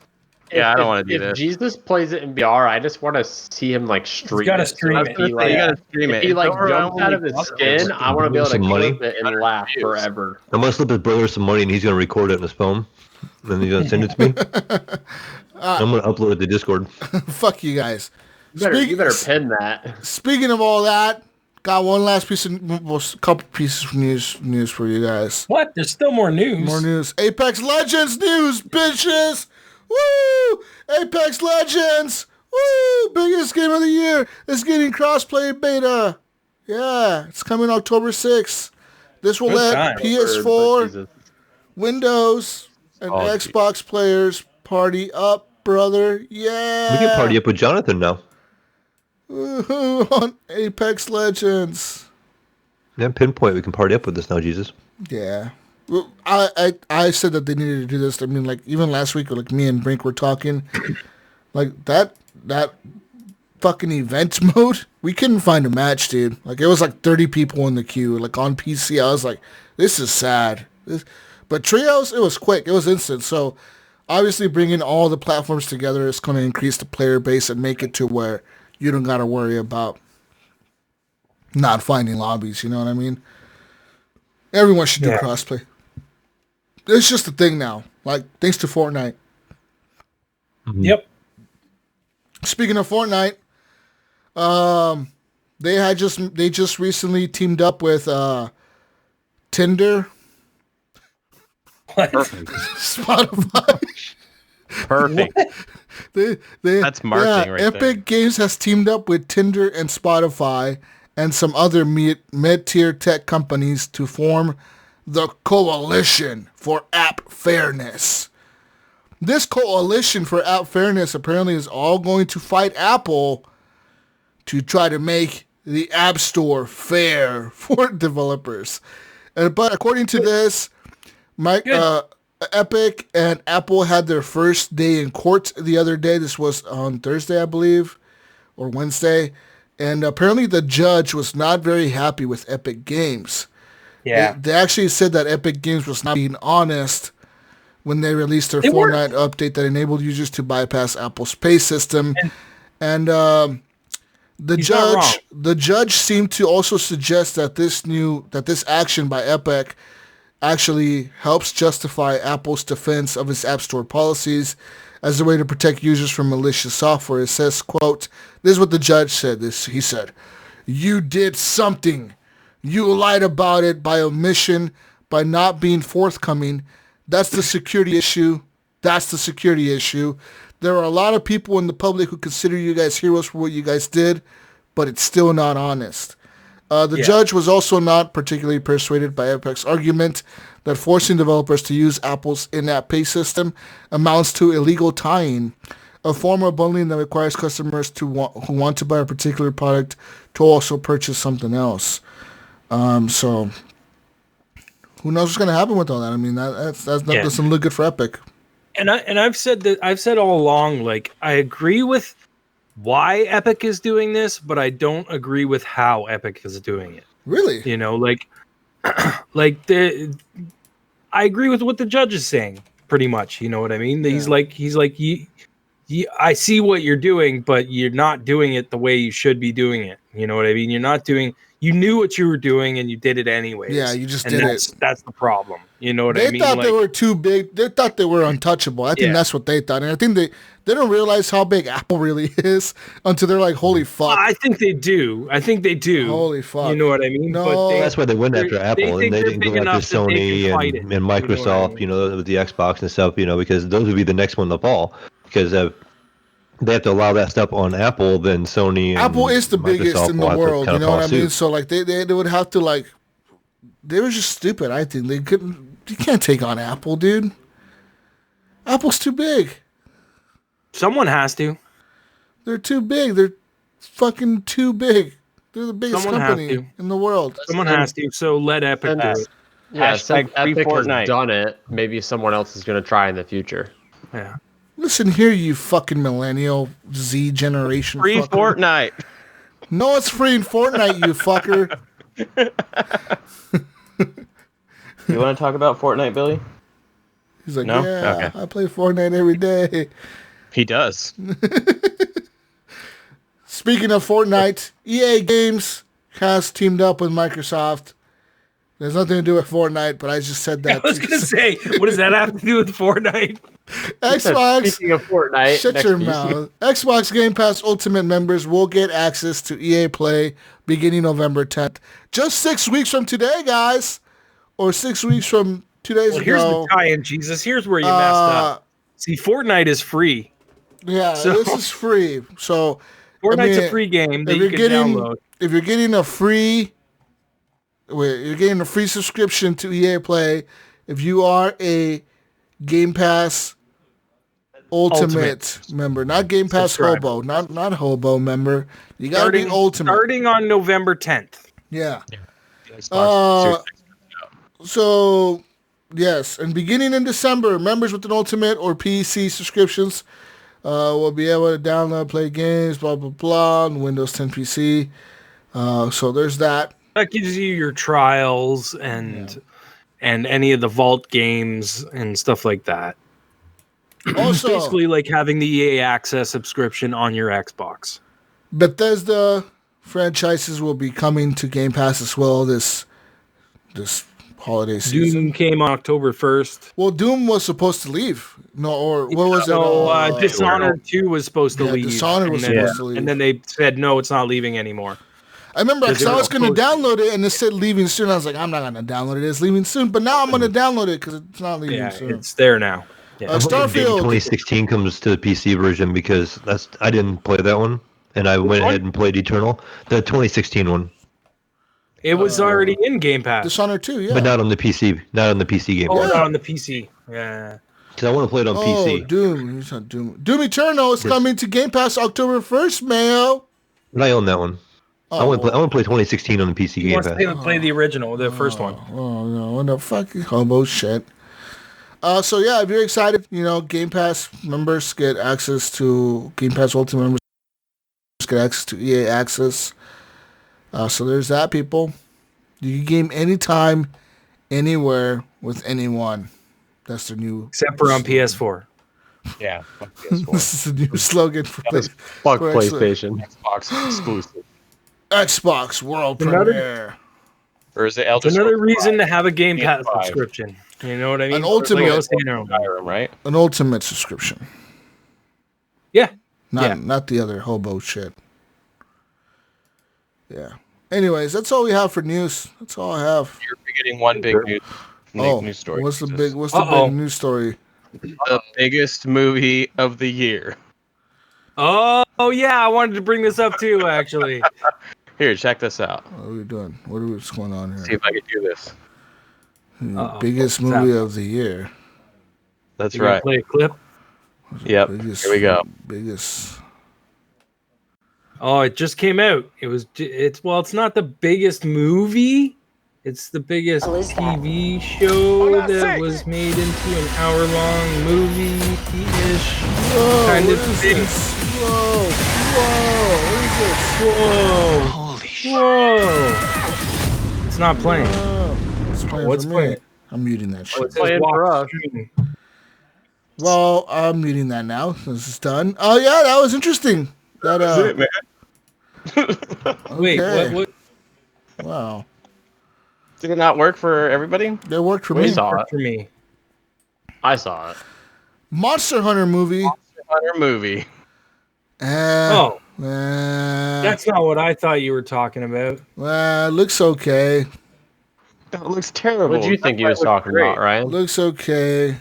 I thought you were talking about something else. What? And why did I just close Discord? I don't know. That wasn't probably the right move, though. No, and it, Gotcha. You're not on the limit anymore. That's all I know. That's all we have for news. Monster Hunter's coming out, and you guys got to hear the trailer here first. Right. Awesome. no, they probably didn't hear it. You just got to see it. No, I recorded it, so they heard it. They heard it all right. They fucking heard Be it. sure to watch it so you can see it. Yeah, you heard it. You can see everything. The militia going up against monsters. I don't know what they're hunting, but they're definitely killing. The monster one there. That's a worm monster. Anyways, moving on now. Let's move on to the community corner of the week. Gunny Chief put in here something. The console corner?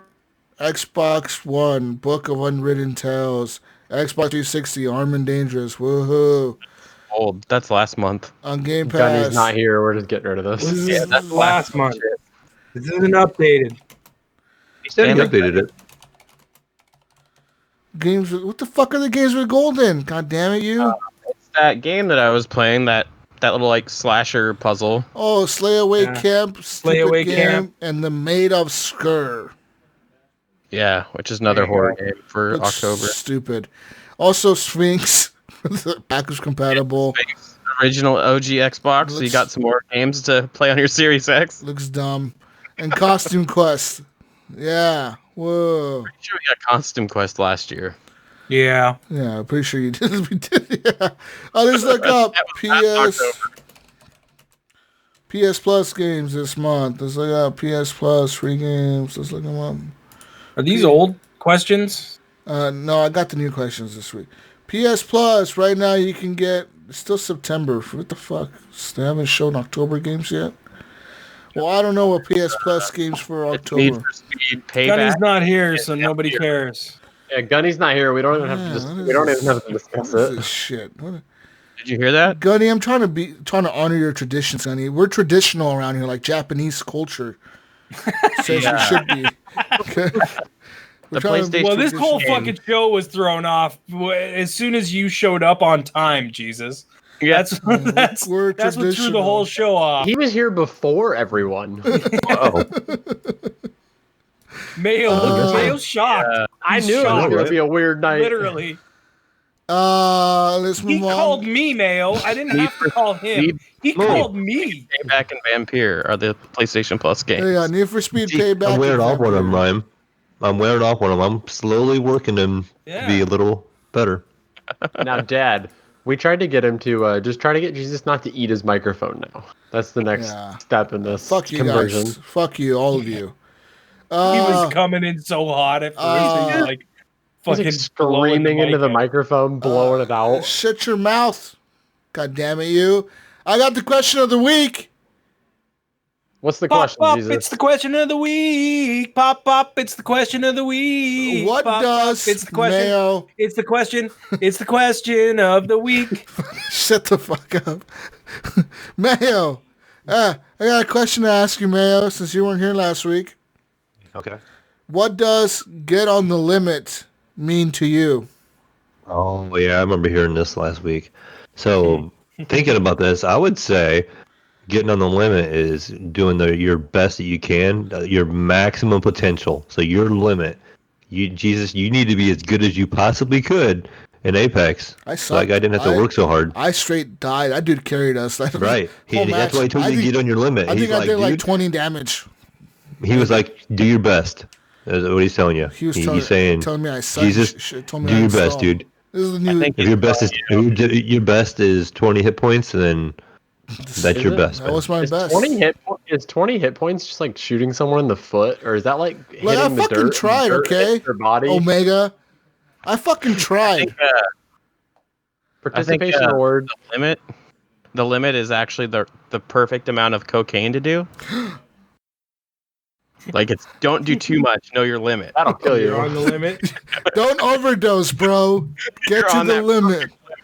Get on the limit. You went over that limit. That's why you're being bad at this game right now. Fuck. 20. I took this to be like more like I hit my limit. Like I spent so much money on a 3090 and a Xbox Series X and a PS5. My credit card is at its limit. That's such a responsible adult way to think about this, right? buy lessons and get coming up with something bogus. Ryan over here. Let me give you guys the mature adult version. Financially, this means you reach the limit on your credit cards. Fucking financial advisor Ryan over here. Shut the fuck up, Ryan. Gunny wasn't here tonight. Being on the limit is. This is some shit Gunny would say. Me and my wife. My wife says to not get over the limits. My financial advisor says. Right. Get out of here, Gunny. Speaking of get on the limit, we asked our community what get on the limit means. This is the answers we got. Dead Kamikaze said, I've never heard a single person say that before. This can't be true. Me and Brink, we're hipsters, dude. We know the fucking lingo of the streets. Once I heard the episode, I was like, oh, that's what that's about. Yeah. Yeah. Get on the limit. Some fucking... What the hell is that? Some asshole on Apex Legends told me that. Jedi of the Light says, I've never heard it before, but it was so funny it should be added to the HGP vernacular. Yeah, it should. It definitely is. Make it an emoji. Get on the limit. In a row. You know, we need to start doing live streams again so we can do our own like emojis and stuff. We need to add these as an limit. Emoji on Discord. It needs to be get on the limit. I'm going to add it. I'm going to add it to the emojis on Discord.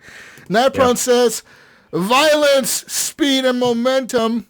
Apparently that's a quote from Dr. Disrespect himself. That worked out well for him. Is he still alive? I think he is. Yeah, he's streaming on YouTube. He's on YouTube now? Oh, they kicked him off Twitch, huh? I forgot about him off Twitch. He got banned from Twitch. I forgot about that. I thought he was just gone. No, he's still... He's on YouTube. I saw him playing, what was he playing? Warzone and that other new game, that one game you were talking about, Omega, you were talking, you were playing it. Rogue Company. Yeah, he was playing that on fucking YouTube. Yeah. I know Nightprawn's a huge Dr. Disrespect fan. Shout out to Nightprawn. We love him. Lincoln says, well, if you would get on the limit, you know what it means. Probably means you need to get better and stop sucking. Fuck you, dude. You dick. Hurt my feelings. Brandon Lloyd over in the Facebook community says, is this like a YOLO and full send thing? I'm too old for this shit. Exactly. That's how I feel. Alyssa White says, it means I'm too old because I do not know what the fuck this is. How old is Alyssa? Alyssa's only like 20, what, 7? 25, 26. Like 25, somewhere around there. She feels old? Fuck. Oh, man. Ryan Gibson said it means you spend... I've never heard that before. Ryan Gibson... I'm only 21 and I've never heard that before. Come on, bro. Yeah. You need to get on the limit then. Just made that up and now we're making it famous. Look, you guys need to get on the limit. Me and Brink know what we saw, okay? We saw this in the fucking Apex world, bro. YOLO, Jesus.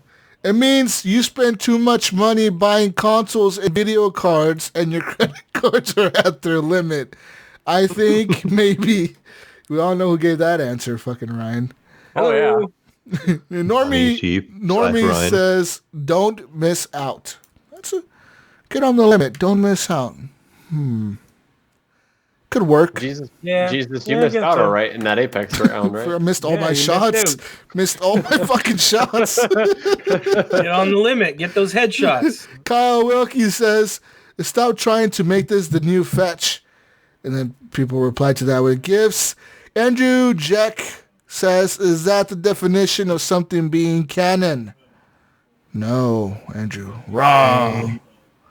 Brian And HGP. Brian Tope Jr. says, depends on the context. I have heard it as a slam in the fishing world. If your buddies have all caught limit and you sadly have not. In driving, I have heard it to mean drive the damn speed limit, Grandma. But in gaming, I have never heard this used. So maybe this guy in Apex was a fisherman. He's a fisher. Maybe. And he's He trying to thought he tell didn't catch me. enough fish. He didn't get enough kills. He's telling you to go limit. pick up a new career. Holy he's shit. a quality partner, and he hasn't found it yet. Is the fishing world and gaming world emerging to create new lingo? Somebody call Bass Pro Shop. Maybe. Jesus, go play Fishing Simulator and find out. It's all about that. Where is that? The Bass Pro Shop headquarters or whatever. That's a giant glass pyramid.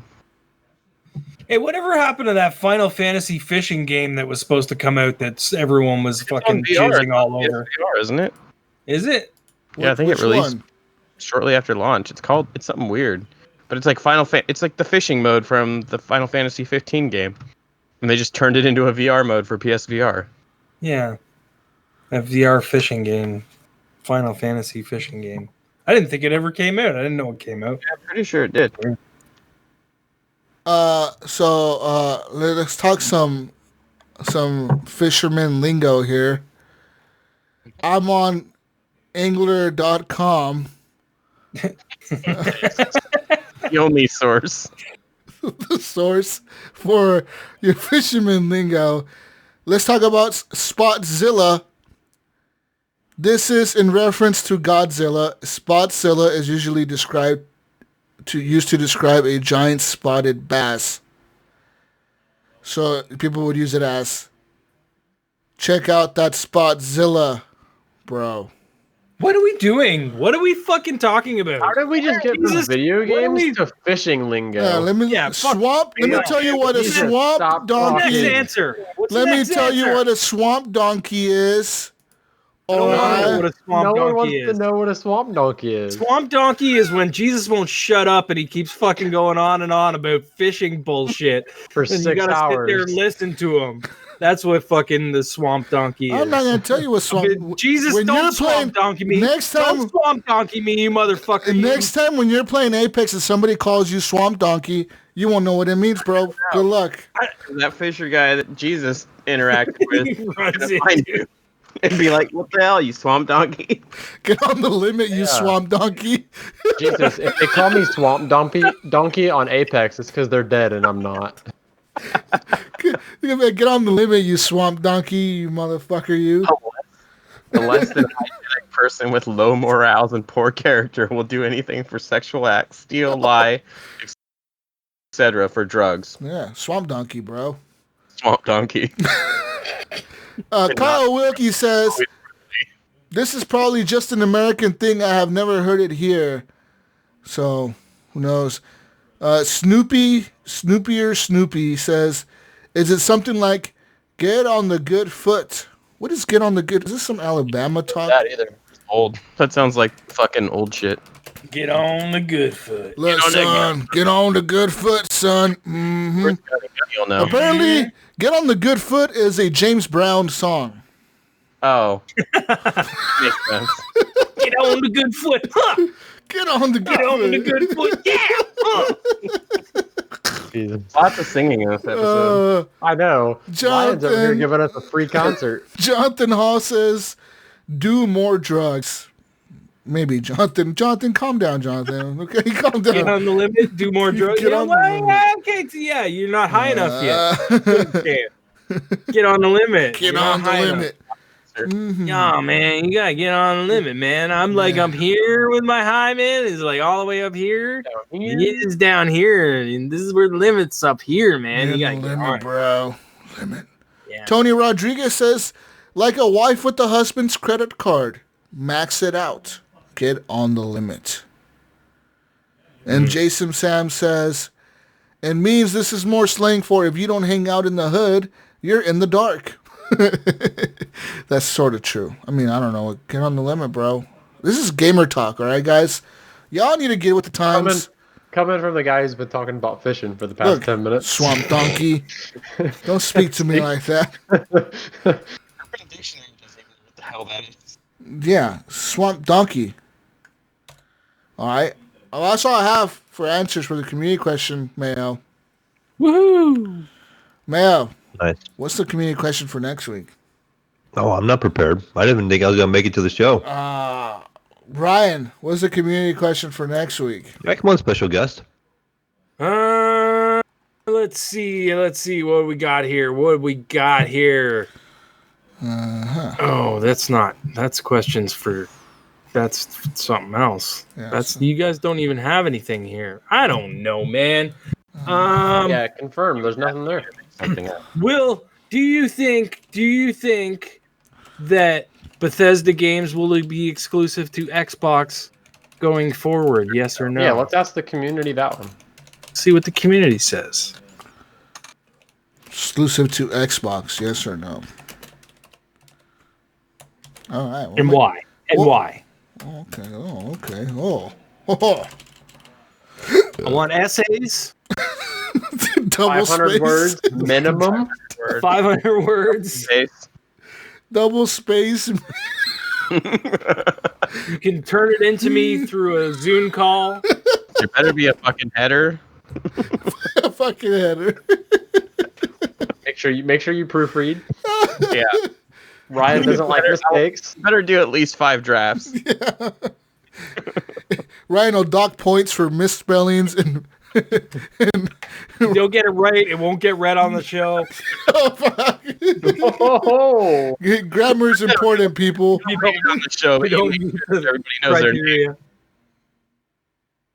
What's that? You'll make sure everybody knows their name. You'll publicly shame them on the show. Don't worry, I won't be here next week. So,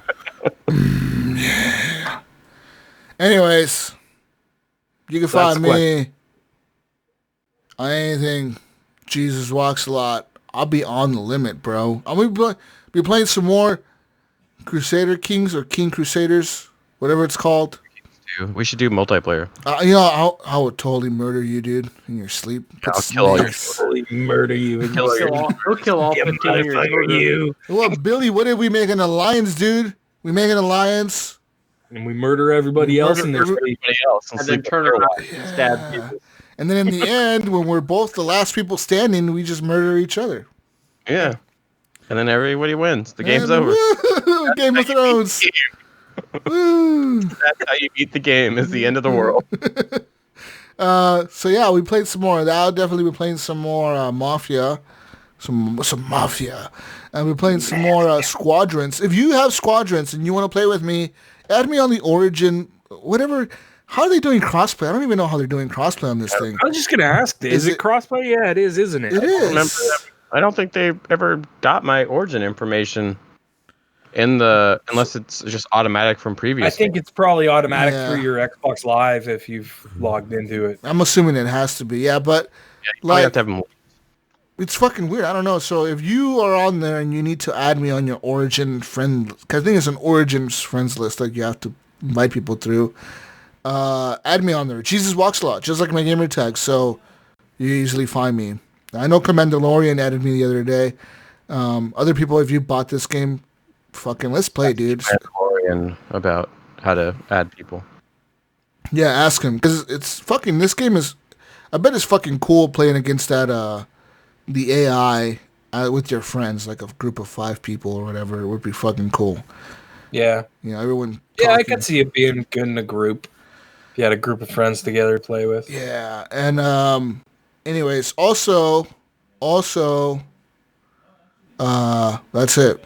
What the fuck did I say also for? That's it.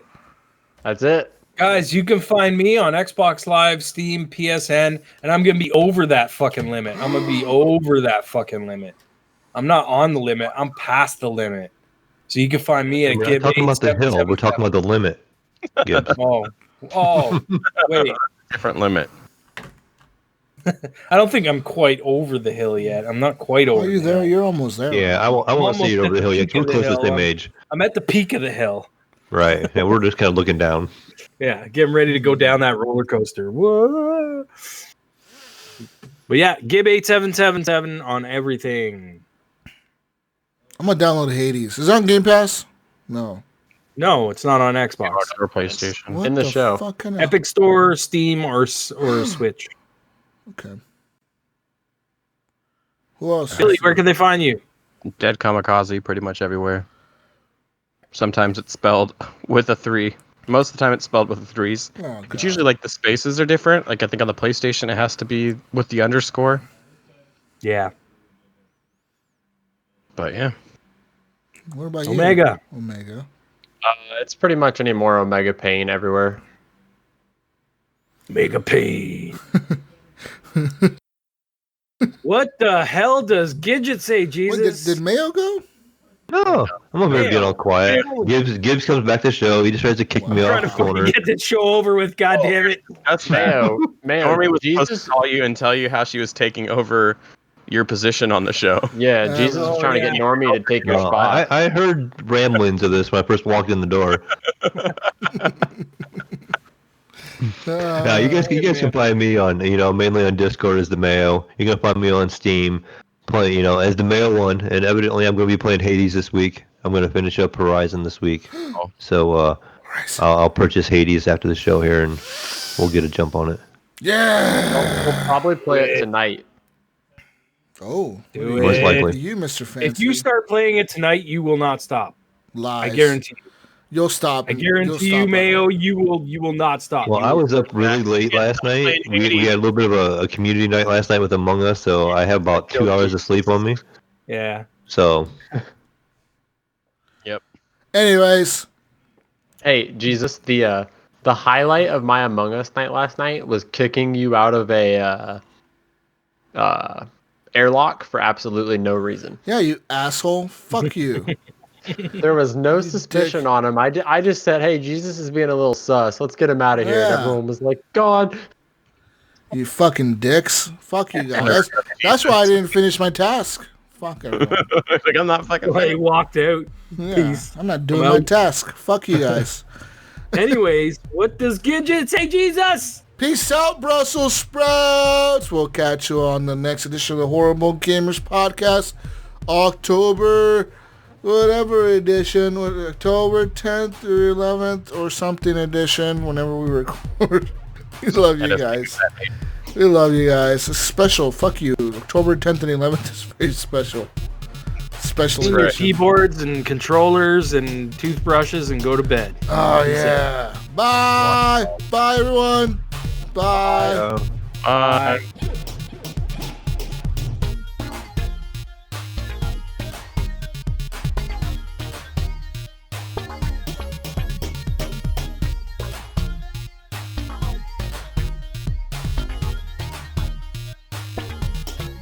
Hello and welcome to the Horrible Gamers Podcast. Hello. This is episode number 200 and What are the What? show numbers? Is it 300? 324.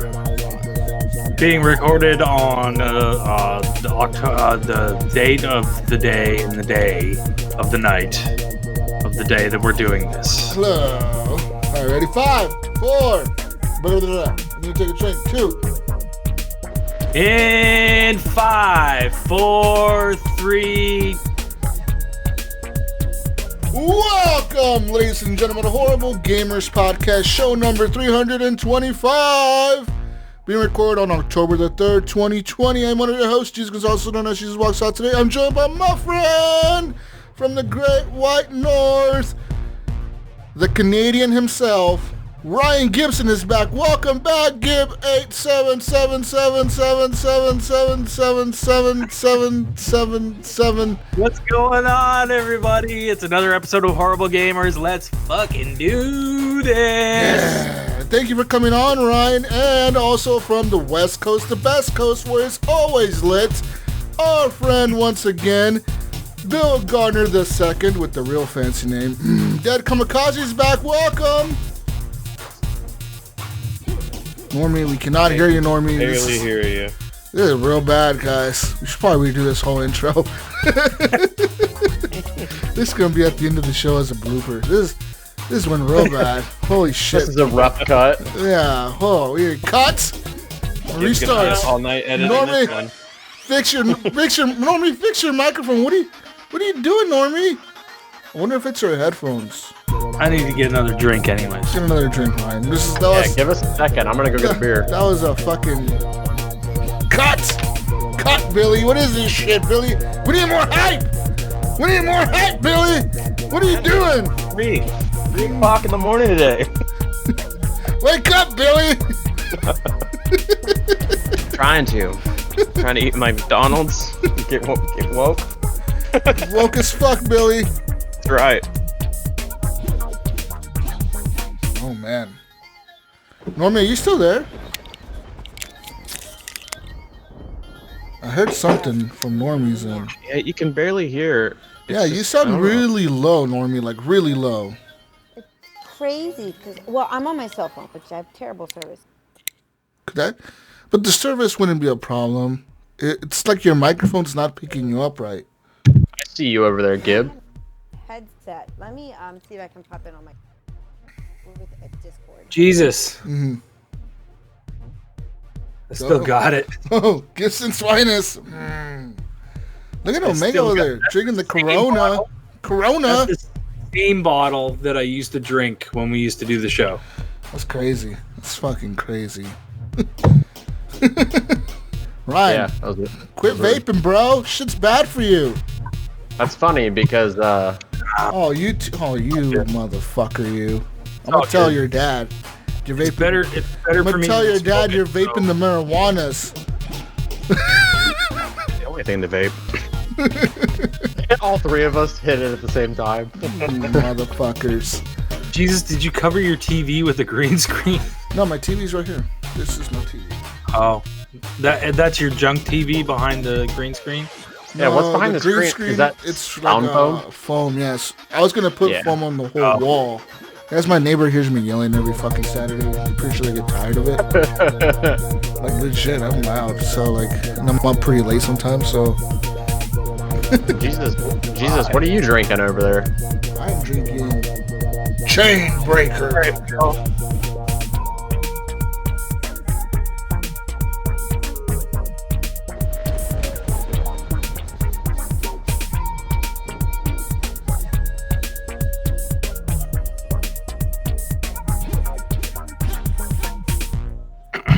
The voice and video tab.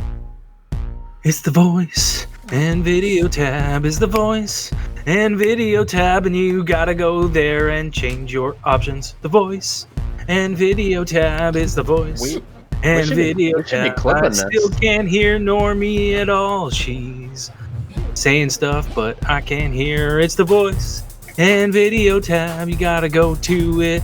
That's what you have. You got a voice and video tab.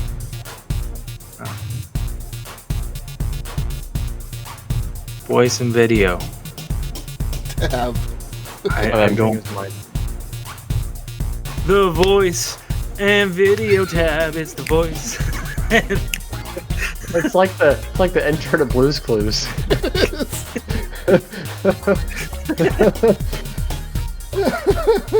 My kid loves Blue's Clues, so it could be part of the influence.